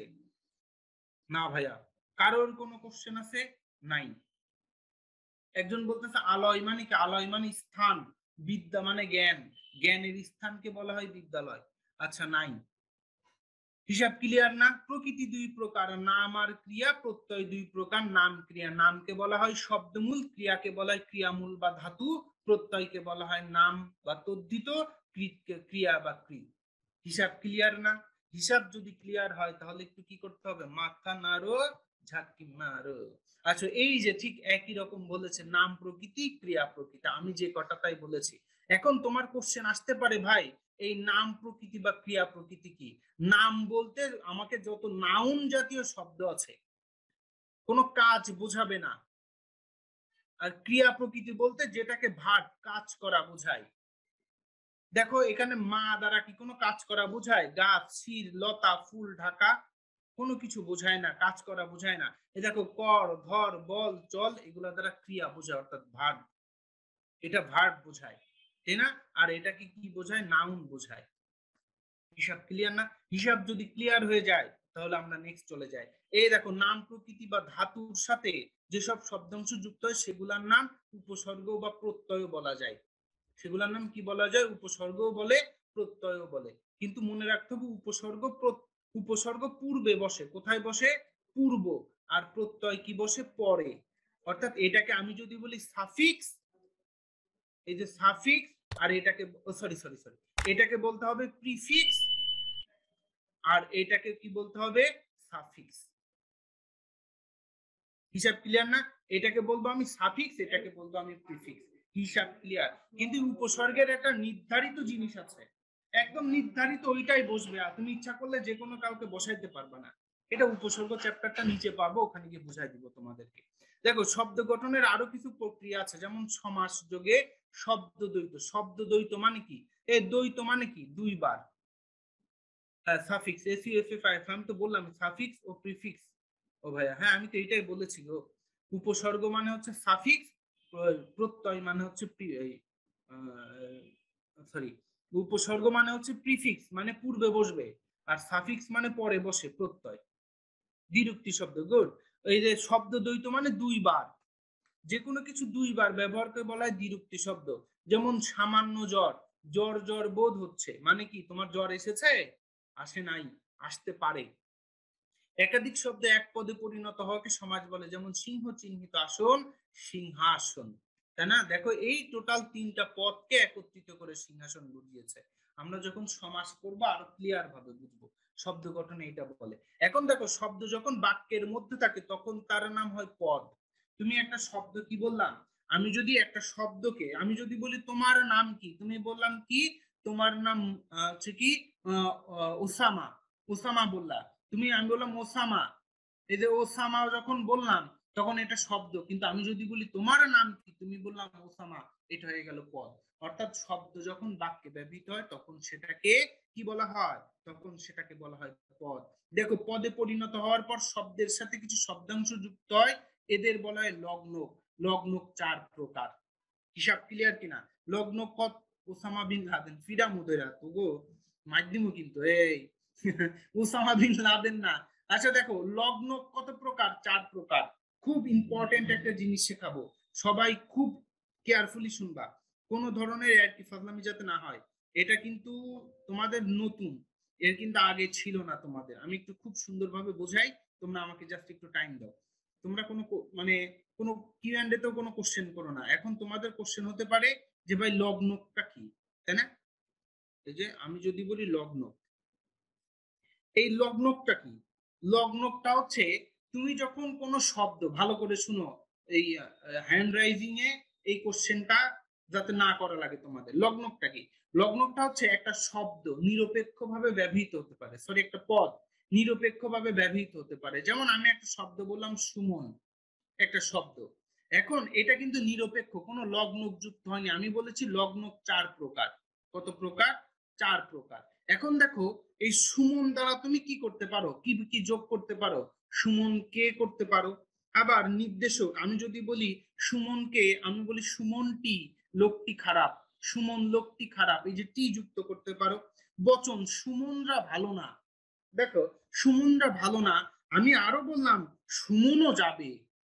দেখো ভালো করে তাকাও, এই যে কে যখন দিলাম এটাকে বলা হয় বিভক্তি। এটাকে কি বলা হয়? বিভক্তি। আমি বললাম সুমন লোকটি ভালো না, এই যে লোকটি যখন বললাম এটাকে বললাম নির্দেশক। কি বললাম? নির্দেশক। আমি বললাম সুমনরা ভালো, সুমনরা সব সময় ভালো হয়, এটা আমি চলে গেলাম কি বচন। আমি বললাম সুমনও আমার সাথে যাবে, এইটাকে বলা হয় বলক। আমার কথা ভালো করে শুনো, লগ্ন হচ্ছে 4 প্রকার। যখন কোন শব্দের সাথে তুমি কে অথবা টি, টা, এরা, রা ইত্যাদি যোগ হবে তখন সেটাকে বলবা নির্দেশক। রা, এরা, গুলাগুলি, গুলন, টি, টা খানাখানি যুক্ত হলে হয় বচন। বলক বলতে ও, আর অথবা এর সাথে রস্যই, অথবা রস্যই অথবা ও, এই দুইটা যখন কোন শব্দের সাথে যুক্ত হবে তখন সেটাকে বলক বলবে। যখন এইগুলা যুক্ত হবে তখন সেটাকে বলা হবে লগ্নক। কারোর কোনো কোশ্চেন আছে? কোন ধরনের কোনো কোশ্চেন আছে কারোর? All clear? তাহলে লগ্নক কি বললাম? লগ্নক হচ্ছে এই 4 প্রকারের হয়। বিভক্তি যুক্ত হতে পারে, নির্দেশক যুক্ত হতে পারে, বচন হইতে পারে, আর বলক হতে পারে। বলক তো বুঝে গেলাম, বলক বলতে শুধু ও রস্য এবং ও হইলেই বলক। নির্দেশকে টি, নির্দেশকে সবসময় মনে রাখতে হবে টি বা টুকু, টি বা টুকু থাকলে সেটা নির্দেশক। আর বিভক্তি তো 7 প্রকার, ওই যে প্রথমা বিভক্তি শূন্য বা দ্বিতীয় বিভক্তি কে রে, তৃতীয় বিভক্তি দ্বারা দিয়া কর্তৃক, চতুর্থী কে রে জন্য, পঞ্চমী হতে থেকেছে, ষষ্ঠী রয়ের, সপ্তমী অন্তস্ততে। এইগুলা তোমরা একটু মুখস্থ করবা, আরো যখন কারক পড়াবো আরো ক্লিয়ার করে দিব। বচন হচ্ছে 2 প্রকার, এক বচন বহু বচন, তাই না? টিটা খানাখানি এইগুলা এক বচন, বহু বচন রা, এরা, গুলাগুলি, গুলন সব সমুদায় সকল, এগুলো হচ্ছে বচন। লগ্ন কি পদের অংশ বলতে পারি? ডেফিনেটলি বলতে পারি, মানে এটা 100% পদ। এইগুলা যুক্ত হইলেই তো পদ গঠন হবে রে ভাই। বলো কি জোর দেয়া বোঝায়? হ্যাঁ, এই যে জোর দেয়া বোঝায়, রস্য এবং ও যুক্ত হইলেই তো জোর দেয়া বোঝাবে। যেমন সুমনও আমার সাথে যাবে, সুমনই আমার সাথে যাবে, এটা তো জোর দেয়া। সুমন ছাড়া যাবে না, আমি সুমনকে ছাড়া যাব না, সুমন যাবেই, সুমনই যাবে আমার সাথে, জোর দেয়া। আপনি কবিতার মতো কিথা বলেন পুরা কবি। ভাই আপনি কবিতার মতো কথা বলেন পুরা কবি, তাই নাকি? এভাবে লজ্জা দিও না, সবার সামনে এভাবে বলতে হয়? আমি লজ্জা পাই না? আমার কি লজ্জা শরম নাই? বলকটা আর একবার বলেন। বলক তো সহজ, বলকে শুধু এই দুইটা যোগ হবে, রস্যই আর ও। কি যোগ হবে? রস্যই আর ও যুক্ত হইলেই বলক। তোমার নাম কি? যেমন মেহেদি, মেহেদি কালকে যাবে, মেহেদি কালকে যাবে, এই যে জোর দিলা সেটাই বলো। ঠিক আছে কিনা? আর কোনো কোশ্চেন আছে? আর কোনো কোশ্চেন আছে? আর কোনো কোশ্চেন? কারোর কোনো কোশ্চেন নাই? Good, thank you. বিভক্তিটা আর একবার বলেন। বিভক্তিটা কারো আসলে আরো ভালোভাবে বলবো, তবে বিভক্তি সম্পর্কে আজকে তো তোমাদের তাও বলি, আমি 1 মিনিটে বলি। এই দেখো বিভক্তিটা সম্পর্কে একটু বলি। বিভক্তি হচ্ছে কি জানো?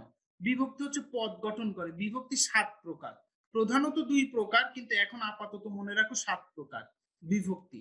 হুম, বিভক্তি 7 প্রকার। বিভক্তি প্রথমা বিভক্তি, প্রথমা বিভক্তি শূন্য বা অ। দ্বিতীয়া বিভক্তি কি? দ্বিতীয় বিভক্তি হচ্ছে কে রে, মনে রাখবা। তৃতীয়া বিভক্তি কি? তৃতীয়া বিভক্তি হচ্ছে দ্বারা দিয়া কর্তৃক, অর্থাৎ দ্বারা দিয়া। হ্যাঁ, তৃতীয়া। চতুর্থী বিভক্তি কি? চতুর্থী বিভক্তি কে রে আর জন্য। পঞ্চমী বিভক্তি কি? পঞ্চমী হতে থেকে চে, হতে থেকে চে। ষষ্ঠী কি? ষষ্ঠী, ষষ্ঠী হচ্ছে রয়ের, ষষ্ঠী রয়ের। সপ্তমী কি? সপ্তমী, সপ্তমী হচ্ছে এ অন্তস্থ অর্থে। এগুলা বিভক্তি। ব্রেক দেন না? আরে কি ব্রেকের কথা তোদের মনে আছে রে? ব্রেকের কিসের ভাই? আপনি তো জোস, কি লজ্জা, আমি অনেক লজ্জা পাচ্ছি, এত প্রশংসা কেন? লগ্নকের উপস্থিতির উপর নির্ভর করে লগ্ন 2 প্রকার। আমি এর আগে কি বলেছিলাম? লগ্ন কত প্রকার? আমার কথা শুনো, লগ্ন কত প্রকার? লগ্ন কত প্রকার? 4 প্রকার বলেছি, খুব ক্লিয়ার। ওকে, 4 প্রকার। এবার সবাই থামো। এখানে একটা কথা বলেছে দেখো, লগ্নকের উপস্থিতির উপর নির্ভর করে লগ্ন 2 প্রকার। খুব ভালো করে শুনো, এখানে কি বলা হচ্ছে? সলগ্ন আর অলগ্ন। এখন তোমাদের ভিতরে কোশ্চেন আসতে পারে, ভাই সলগ্ন কি আর অলগ্ন কি? এরপরে দেখবা ক্লিয়ার হয়ে যাবা, কোনো টেনশন নাই, মেহুনা কোনো টেনশন নেই নে লেখা।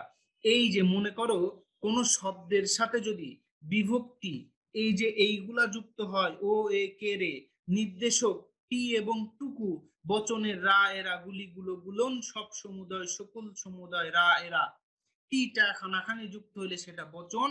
বলকের রস্য এবং ও, যদি বলক বচন নির্দেশক বিভক্তি যুক্ত হয়, তখন সেটাকে এর সাথে কি লগ্ন যুক্ত হয়েছে না, তখন সেটাকে বলতে হবে সলগ্ন পদ, মানে এর সাথে লগ্ন যুক্ত আছে। আর আর যদি যুক্ত না থাকে তাহলে সেটাকে বলতে হবে অলগ্ন পদ। কিভাবে অলগ্ন পদ হয়? দেখেন, ছেলেরা ক্রিকেট খেলে, ভালো করে তাকাও, আমাকে বলতে পারবা? কেউ এই পাশের দিকে তাকাবা না। এই ছেলেরা সংলগ্ন না অলগ্ন? ছেলেরা সংলগ্ন না অলগ্ন? সংলগ্ন। কেননা ছেলে যুক্ত রা আছে না, ছেলে যোগ রা, এই যে রা যুক্ত হয়েছে, ওই যে রা এরা গুলাগুলি গুলন বচন যুক্ত হয়েছে। খেলে লগ্নক না সংলগ্নক না অলগ্নক? বলতে পারবা? খেলে, খেলে সংলগ্নক না অলগ্নক? সংলগ্ন। কেন? এই যে খেল যুক্ত এ, সরি লেখ লিখে ফেলেছি, এই যে খেল যুক্ত এ, অর্থাৎ এ একটা যুক্ত হয়ে গেছে না, এ অন্তস্থ এর বিভক্তি যুক্ত হয়েছে না, তাহলে এটা সংলগ্ন। এখন দেখো তো ক্রিকেটের সাথে কি কিছু যুক্ত হয়েছে?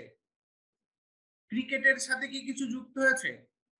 কিছু যুক্ত হয়নি, সুতরাং এটা অলগ্ন। আমি যদি বলি সুমন বই পড়ে, সুমন বই পড়ে, বলো তো এখানে সুমন বই পড়ে, এটা সংলগ্নক না অলগ্ন? এখানে কি সংলগ্নক না অলগ্ন? গুড, অলগ্ন। কেননা দেখো সুমনের সাথে কোনো কিছু যোগ হয়নি, বই যুক্ত হয় নাই, এই পরের ভিতরে কি কোনো কিছু যুক্ত আছে? এটা অলগ্ন, এটা অলগ্ন। পরের সাথে কি আছে? পরের সাথে পর যুক্ত এ আছে না? এই গদ্যপের দল, পর যুক্ত এ আছে না? এ যুক্ত আছে, এ অন্তস্ততের বিভক্তি এ আছে না? সুতরাং এটা হচ্ছে সংলগ্ন। সুমন আর বই হচ্ছে অলগ্ন। হিসাব ক্লিয়ার কিনা? এই জনগণ বুঝেছো কিনা? বুঝে থাকলে কি করতে হবে? হ্যাঁ, মাথা মারতে হবে, ঝাঁকিও মারতে হবে। বাকি চলে আসো, খুব সহজ। শব্দ পদের মধ্যকার পার্থক্য। ভাই ব্রেক প্লিজ, কি এর ব্রেক? কোনো ব্রেক নাই। প্রতিটি জনসমষ্টির নিজস্ব শব্দ ভান্ডার থাকে, এইগুলা তোমরা খুব সহজে বুঝে ফেলবা। খুব সহজ জিনিস এগুলা। শব্দ শুধু রূপতত্ত্বের আলোচিত হয়, একই সঙ্গে রূপতত্ত্ব বাক্যতত্ত্ব আলোচিত হয়। এখন রূপতত্ত্ব কি? রূপতত্ত্ব শব্দের অর্থ হচ্ছে শব্দ, যেমন সমাস, সমাস, কারক, এইগুলা সব কি শব্দতত্ত্বের আলোচিত বিষয়। রূপতত্ত্ব বা শব্দতত্ত্বে আলোচিত হয়। লগ্নক কত প্রকার? 5 নম্বরে চলে আসি, লগ্নক কত প্রকার? বলো দেখি লগ্নক কত প্রকার? এই লগ্নক কত প্রকার যখন বলবে তখন ভালো করে বুঝো। লগ্নক এই নিয়ে কনফিউশন তৈরি করো না। বাক্যের উপরে ব্যবহার করে কি কোনো শব্দের কথা বলেছি লগ্ন কত প্রকার? বাক্যে ব্যবহারের উপর ডিপেন্ড করে বলি নাই। সুতরাং লগ্ন এখানে 4 প্রকার। যারা 2 প্রকার দিয়েছো তারা ভুল করেছো। উপসর্গ, উপসর্গটা কি আসলে? পাশে পাঁচ ফুল, আলহামদুলিল্লাহ তুষার, সমস্যা নাই। আচ্ছা, যেসব অর্থহীন শব্দাংশ শব্দের শুরুতে বসে অর্থবোধক শব্দ তৈরি করে সেগুলো উপসর্গ বলে। উপসর্গ সম্পর্কে তোমাদের একটা খুব ধারণা দেই। দেখো, উপসর্গ বলতে কি বোঝায়? উপসর্গ হচ্ছে যাদের শব্দের অর্থ না, আমি আগেই বলেছি। যেমন আমি একটা শব্দ বলি প্রভাব, এখন এই শব্দটাকে তুমি ভাঙো, তুমি কি করতে পারবা?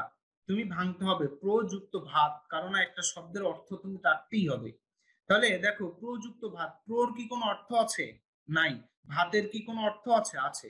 সুতরাং এর অর্থ আছে, এর অর্থ নাই, সুতরাং এটা উপসর্গযুক্ত শব্দ। আরো তোমরা দেখবা উপসর্গ 3 প্রকার। কয় প্রকার? 3 প্রকার। একটা হচ্ছে বাংলা উপসর্গ। বাংলা উপসর্গ হচ্ছে 21টি। সংস্কৃত উপসর্গ আছে, সংস্কৃত, সংস্কৃত আছে 20টি। আর একটা আছে বিদেশি উপসর্গ। বিদেশি উপসর্গ, বিদেশি উপসর্গের আবার ক্লাসিফিকেশন আছে।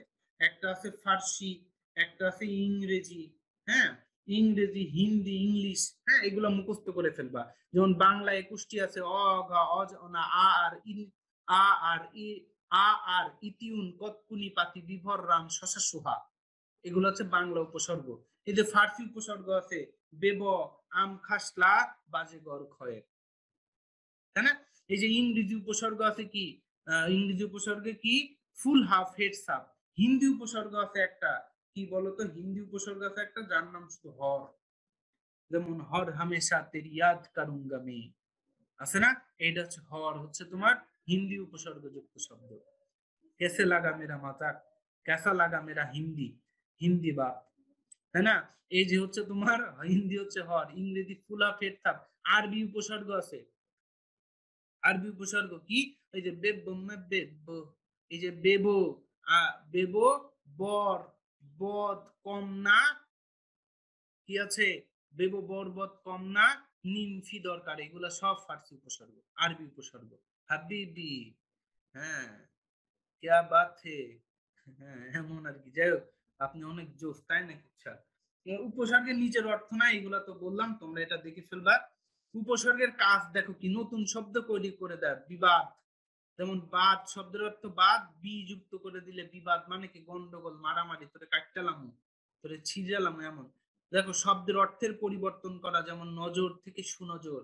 যেমন আমি যদি বলি জন, জন মানে কি বলতো?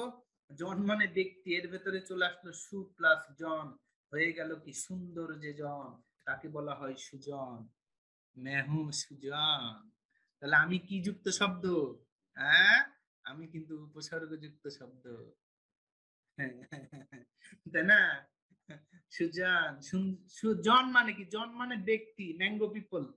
হ্যাঁ, জন মানে কি বলা হয়? ম্যাঙ্গো পিপল বলা হয়। কিন্তু সুজন বলতে কি বোঝা হয়? সুন্দর মনের অধিকারী বা সুন্দর যে জন, তাকেই বলা হয় সুজন। মেহুডন, আমি সেই সুজন। আসলে এখন উপসর্গযুক্ত শব্দ বলি। জন দা ডন, হ্যাঁ। ওয়াও, সেই ভাইয়া, হ্যাঁ। ভাইয়া লজ্জা পাচ্ছেন? হ্যাঁ, আমি তো লজ্জা পাচ্ছি, চোখ মুখ সব লাল হয়ে গেছে না। আমার নাম সুজন, হ্যাঁ, এটাই তো বললাম। ভাইয়া আপনি কি পেশায় কবি? কেন, কেন কবি না তো, জীবনে কোনোদিন কবিতাও লিখছিলাম, কলেজে একটা কবিতা লিখছিলাম। আমি যখন কলেজে পড়তাম, তখন ওই কলেজ থেকে একটা ইয়ে বেরোতো প্রত্যেক মাসে করে, একটা করে তোমার ওই যে কি কয় ওটারে, ম্যাগাজিন বেরোতো। তো ওইখানে বিভিন্ন ক্লাস থেকে একটা করে, প্রত্যেকের একটা করে বাধ্যতামূলক কবিতা দেয়া লাগতো। তা আমি কবিতা কেমনে লিখি, আমি তো কবিতা লিখতে পারি না। হ্যাঁ, তখন একটা কবিতা লিখলাম, আমার একটা ফ্রেন্ড ছিল, তো ও দেখে একটা কবিতা লিখে নিয়ে আসছে। তো 10 মিনিটের একটা ব্রেক দিত 3টে ক্লাসের পর, ও তখন বাইরে গেছে, কবিতাটা চুরি করে আমি লিখা দিয়া দিয়া দিছি। এখন ও বলতেছে ওর কবিতা খুঁজে পাইতেছে না, আমার কবিতা কই কবিতা, আমি থেকে জানি না দোস্ত, ওই মনে পাখি আইছিল, কাউয়া আইছিল, কাউয়া খায়া লাইছে তোর কবিতা। এখন ওরে এমন ভাবে বুঝাইছে, ও বুঝা গেছে আসলেই কাউয়া নিয়ে চলে গেছে।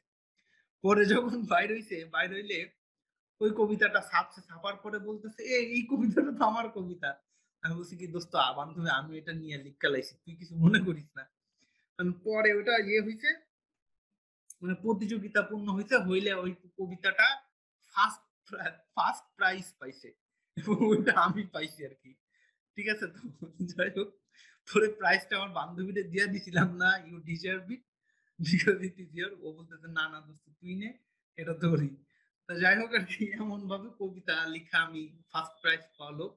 তোমরা এইসব কিছু করো না, এটা কলেজ লাইফে ছিল, আমি কবিতা লিখতে খুবই পারি না। এই যে আমি তোমাদেরকে বললাম, এইগুলা সব মুখস্থ করে, এগুলা শব্দ গঠন, তারপরে সাধিত শব্দ এবং দৌতনা শব্দ। দৌতনা মানে কিভাবে ব্যবহৃত হয়, দৌতনা মানে কি ব্যবহার বা প্রকাশ। ঠিক আছে, তো কিভাবে প্রকাশিত হয়, অনেকেই দৌতনা শব্দটা বলবে। আপন তোমার ব্রেক দরকার কি ভাইয়া, ক্লাস তো 8টায় শেষ। হ্যাঁ ভাই, আপনি সাইলেন্ট কিলার, কি করছো, সাইলেন্ট কিলার না ভাই, আপনার লাল ফেসটা রিভিল করেন না। এখন মেকআপ টেকআপ করি নাই, যেদিন মেকআপ আইলে কি জানি ওটারে কয়, সবকিছু মাইরা আসমো সেদিন দেখাবো আর কি, ফেস্টিভ্যাল দেন। হ্যাঁ, মেকআপ করলে দেখাবো আর কি, আটা ময়দা মাইকামো সেদিন দেখাবো আর কি। যাই হোক, এই যে এইগুলা তোমরা একটু পড়বা, এখানে আমাদের বোঝানোর জিনিস একটু কম আছে আর কি। যেমন কদবেলের সাধিত শব্দ কদবেল, কদবেল এখানে কি অর্থে ব্যবহার করা হচ্ছে, গৌণ অর্থে, এমন আর কি। তোমরা এগুলো একটু নিজেরা দেখবে, এগুলা হচ্ছে আমাদের একটু পড়ানোর বিষয় কম, নিজেদেরই পড়তে হয় আর কি বেশি। হ্যাঁ ভাইয়া, দৌতনা কি জিনিস, দৌতনা মানে প্রকাশ। আমি আবার বলেছি, আমি জানি তোমরা এটা নিয়ে অনেক কোশ্চেন করবা। দৌতনা শব্দের অর্থ প্রকাশ বা ব্যবহার। যেমন আমি যদি বলি সু, এই সু এর কি আছে, সুদিন। এই সুদিন শব্দটা এভাবে সুদিন কি অর্থে ব্যবহার করা হয়, ভালো অর্থে। ঠিক আছে, গৌণ, গৌণ মানে কি, গৌণ মানে অল্প, মুখ্য মানে বিশাল বিষয়, আর গৌণ মানে কম important, less important. But important, less important. ভাই লিও কেমন আছে, লিও তো মারা গেছে রে ভাই, ওই দুঃখের কথা আবার মনে করে দিলা। আমার লিও মারা গেছে অনেক আগেই। I miss my Leo, and sometimes I cry for her, cry for him. সম্পূর্ণ অর্থ প্রকাশ করেছে কোন উপসর্গ যুক্তটি, সম্পূর্ণ, ভালো করে বুঝো, ভালো করে দিও। আগে বললো যে শব্দটা ভালো করে দেখো, শব্দটা আগে কি উপসর্গযুক্ত কিনা, উপসর্গযুক্ত শব্দ হতে হবে। ওই কই গেল আমার এটা, উপসর্গযুক্ত শব্দ হতে হবে। হ্যাঁ, ভরপেট। আচ্ছা দেখো, এখানে তোমাদের একটা জিনিস বলি, এখানে দুইটাই হয় আসলে, এখানে কোশ্চেন যেখানে দিছে, এই সঠিক মানে একটা সম্পূর্ণ, এই কোশ্চেনটা সঠিক। আর ভরপেট, ভালো করে একটু ভালো করে দেখো, এটা হয় কিন্তু অ্যাকচুয়ালি এটা হয় না, কিসের কারণে, যাতে লজ্জা ছাড়া প্রশংসা করতে পারে। ভাই আমাকে এপি পাঠান। আচ্ছা যাক, ভরপেট মানে কি, ভরপেট মানে কি, তোমার পেটটা কি টোটাল ভইরা গেছে, একেবারে কানায় কানায় পূর্ণ। তুমি যখন ভাত খাও, ভাত খেলেও ভর পেটে খেলাম মানে কি, তোমার পেটটা কি কানায় কানায় পূর্ণ হয়ে গেছে, কানায় কানায় কিন্তু পূর্ণ হয়নি, পেটের কিছু না কিছু অংশ ফাঁকা আছে। তোমাদের কনফিউশনটা আমি দূর করি, অনেকেই বলবে ভরপেট হচ্ছে, কিন্তু এখানে ভরপেটটা হবে না আর কি। কারণ একটা ভরপেট হতে গেলে এই একটা পেট, তোমার একেবারে সম্পূর্ণ জায়গাটা পূর্ণ হতে হবে, সম্পূর্ণ জায়গাটা কিন্তু পূর্ণ হচ্ছে না। কিছু জায়গা না কিছু জায়গা তুমি ভরপেট হওয়ার পরও তুমি এক গ্লাস পানি খাইতে পারতেছো, একটু কোক খাইতে পারতেছো, একটা স্ন্যাক্স খাইতে পারতেছো, তুমি কিছু ডেজার্ট খাইতে পারতেছো, পারতেছো না। সুতরাং ভরপেটটা হবে না। সঠিক এখানে সম্পূর্ণ অর্থ প্রকাশ করেছে। কারণ কি, তুমি একটা কোশ্চেনের আনসার এ না বি, তুমি বলেছো এ, তার মানে এটা 100% সঠিক এটা। ঠিক আছে তো, সুতরাং সম্পূর্ণ অর্থে প্রকাশ করেছে সঠিক, ভরপেটটা হবে না এখানে। হিসাব ক্লিয়ার কিনা, জনগণ বুঝেছো কিনা, বুঝে থাকলে মাথা নাড়ো, ঝাঁকি মারো। আচ্ছা প্রত্যয়, প্রত্যয় তা আগে বুঝাইলাম, এটা কৃত প্রত্যয় এবং সাধিত প্রত্যয়, শব্দমূল কাকে বলে, তাই না, এটা তো সবাই বুঝেছো নাকি, বুঝেছো না। সম্মুখটা কি ভাইয়া, সম্মুখটা কি হবে, সামনে, পশ্চাৎ না, সম্মুখ মানে সামনে বোঝাবে, অগ্রগতি অর্থে বোঝাবে। হ্যাঁ 8টা বাজে, হ্যাঁ হ্যাঁ, এটা তো এই কৃত প্রত্যয়, এগুলো তোমরা পারবা, এগুলা সব পারবা, এগুলা তোমার তদ্ধিত প্রত্যয়, এগুলা তোমাদের দেখার কাজ, এগুলা আমাদের চাইতে তোমাদের দেখার কাজ বেশি। তোমরা কেমন পারো না পারো এটা দেখার কাজ বেশি। সুতরাং এইটা একটু খুব ভালোভাবে দেখে ফেলবা তোমরা, এগুলা তোমাদের পড়ার বিষয়। যেমন নৈপুণ্য না নে, ঠিক আছে, বুঝছি ভাই। ভাইয়া ফেল রিভিল করে যান ভাইয়া, ফেস রিভিল ভাইয়া, ফেস আজকে রিভিল করব না আসলে, আমি আমার একটু হালকা প্রবলেম হচ্ছে আর কি। আমার ওই যে গোসল টোসল নাই, আমার তো ওই বাইক অ্যাক্সিডেন্ট করছে আর কি, বুঝছো, আমার জন্য দোয়া করো ভাইয়া। হ্যাঁ, মানে এখানে দেখো, এই জন্য একটু পাটা ভাঙছে, এটা বাসায় আছি 2 সপ্তাহ যাবত। নিচের কোনটি কৃদন্ত শব্দের উদাহরণ? কৃদন্ত বুঝো, দৈনিক মানে দিন দিন। কৃদন্ত মানে কি? অনেকের বলবে কৃদন্ত মানে কি? কৃদন্ত শব্দের অর্থ ক্রিয়া, যেটাকে বলা হয় ভার্ব। কি বলবে? ভার্ব, যেটা কাজ বোঝায়। কোনটাতে কাজ বোঝাচ্ছে ভালো করে দেখো। পাগলামি, পাগল একটা নাউন, আমি একটা নাউন। দৈনিক মানে দিন দিন। বিবাহিত মানে একটা বিবাহিত। ভাজি মানে কি? ভাজ। মন খারাপ করে দিলেন তালা, না রে ভাই মন খারাপ না, আল্লাহ চাইছে হয়েছে। হ্যাঁ ভালো হয়ে যাবো, এই তো আর 1 সপ্তাহ। আল্লাহ আপনাকে সুস্থতা দিক। গুড, থ্যাংক ইউ এশা। যারা আমার জন্য একটু দোয়া করে ভাই, পা রিফিল করতে বলি নাই, সুস্থ হয়ে যান বাবুল। সুতরাং এখানে কোনটা হওয়া উচিত? অবশ্যই ভাজি হওয়া উচিত নাকি? ওকে, আমরা আর দিলাম না টাইম, এটা ভাজি হবে আর কি। লিওর কি? লিও হচ্ছে একটু প্যারালাইসিস ছিল, পরে মানে সে অসুস্থ হয়ে যায়, অসুস্থ হয়ে গেলে হসপিটালে নিয়ে যায়, তারপরে আস্তে আস্তে মারা যায় আর কি। এই হচ্ছে ছিল, যাই হোক, অনেক বিপদ গেছে আর কি। আচ্ছা, লিওকে, লিও আমার একটা বিড়াল আর কি। অনেকে ক্লাস 8-এ ক্লাস নিয়েছিলাম, ওরা জানে আর কি, এই জন্য ওরা হয়তো জিজ্ঞেস করতেছে লিওকে। লিও হচ্ছে আমার একটা বিড়াল, সে মারা গেছে আর কি। যাই হোক, বড় হওয়ার প্রচন্ড ইচ্ছায় মানুষকে বড় করে তুলে, এই আর কি বড় কথা। তোমরা এখন, তোমাদের আমি হ্যান্ড রাইজ অপশনটা নিচ্ছি, লাস্টের একটা পুল আছে, ক্লাস ডকুমেন্টার poll, as you wish, you can give answer as you wish আর কি। যাই হোক, এখন আমরা নেক্সট যেটাতে যাব সেটা হচ্ছে আমাদের ইয়ে থাকবে, হ্যান্ড রাইজ অপশনটা আমি একটু চালু করে দেই 1 মিনিট। আমি হ্যান্ড রাইজ অপশনটা চালু করলাম, তোমাদের কোনো কোশ্চেন থাকলে তোমরা করো আর কি। হ্যাঁ, যেমন এট ফার্স্ট হচ্ছে সাইফুল। সাইফুল, তোমার কোশ্চেন করো। ভাই আমার কোশ্চেনটা হলো, ভাই কৃদন্ত এখানে ভাইয়া একটা ভাজি কেন হবে? ভাজ, ভাজ একটা শব্দ, যেটা দ্বারা যে ভাজতেছে, যে কাজটা করতেছে আর কি। হ্যাঁ, এই জন্য এখানে ক্রিয়ার অর্থ প্রকাশ করেছে ভাজটা, ঠিক আছে? বাকিগুলাতে করে না, যেমন পাগল আমি, পাগল আমি। হিসাব ক্লিয়ার?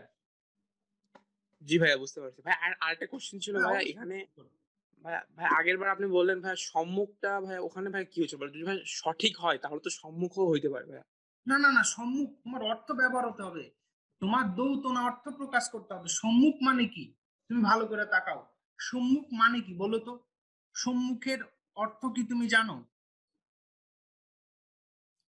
সম্মুখের অর্থ মানে সামনে, তাই কি না? সম্মুখ শব্দের অর্থ হচ্ছে সামনে, তুমি যখন সামনের দিকে তাকাবা, এটা হচ্ছে সম্মুখ। এটার সাথে সম্পূর্ণতা আসে না, ঠিক আছে? তো সম্মুখ মানে কি হতে পারে না? সম্পূর্ণতা আসে না। সম্মুখ মানে কি হয়? জাস্ট অল্প কিছু ইন্ডিকেট করতে, সামনের দিকে বোঝাতে সম্মুখ ব্যবহার করা হয়, ঠিক আছে? ওকে, এটা সম্পূর্ণ তো বলতে সম্পূর্ণই। অহনা, নেক্সট কোশ্চেন অহনার। অহনা, স্যার অহনা, আমার প্রশ্নটা হচ্ছে পাগল জীবন পাগল প্লাস। হ্যাঁ হ্যাঁ বলো। আমার প্রশ্নটা হচ্ছে জীবন সঙ্গীত কবিতা থেকে। হ্যাঁ আহ, অবশ্যই অবশ্যই। স্যার এখানে একটা লাইন আছে যে মানব জনম সার এমন পাবে না আর বাহ্য দৃশ্যে ভুলে না এমন। এখানে স্যার বাহ্য দৃশ্য বলতে বাহ্য দৃশ্য বলতে বাইরের দৃশ্য। যেমন তোমার সামনে একটা ছেলে আসলো, সে ছেলের অনেক সুন্দর চেহারা, অনেক মানে বাহ্যিক দিয়ে খুব সুন্দর, পরিষ্কার পরিচ্ছন্ন পোশাক আশাক, দেখে তুমি তার প্রতি ভুলে গেলা, মানে বাইরের দিক থেকে তার প্রতি তুমি পাগল হয়ে গেলা। পরে তুমি দেখলা যে ছেলেটা কি করে, ড্রাগ নেয়, মানুষ মারে, খুন খারাপি করে। এই যে এইটার কথা বলেছে, মানে বাইরের দৃশ্য। বুঝতে পারছো কি বসে বলতে বুঝাইছি আমি? জি স্যার। স্যার এরপরে পরেরটা হচ্ছে সহায় সম্পদ বল সকলে ঘুচায় কাল আয়ু যেন শৈবালের নীল। এই লাইনটা স্যার বুঝতে, যে আয়ু সহায় যেন। সম্পদ কাল, সহায় মানে কি? সহায় মানে হচ্ছে শক্তি, এবার সম্পদ মানে কি? সহায় মানে সহযোগিতা, তুমি কারো সহযোগিতা করো। সম্পদ মানে টাকা পয়সা। সহায়ক সম্পদ বল, বল মানে কি? শক্তি। সহায় সম্পদ বল সকলই ঘুচায় কাল। ঘুচায় মানে কি? শেষ হয়। কাল মানে সময়। মানে আজকে তোমার অনেক টাকা আছে, তোমার অনেক সৌন্দর্যতা আছে, তোমার গায়ে অনেক শক্তি আছে, কিন্তু একটা সময় এগুলো আর থাকবে না তোমার। আর আয়ু, আয়ু মানে কি? বয়স। বয়সটা যেন শৈবালের নীল। শৈবাল কি করে? পানিতে যখন শৈবাল ভাসে কি করে? আজকে তোমার এখানে আছে, দেখবা যে এখানে আর নাই, কিছুক্ষণ পরে চলে গেছে। মানে কি?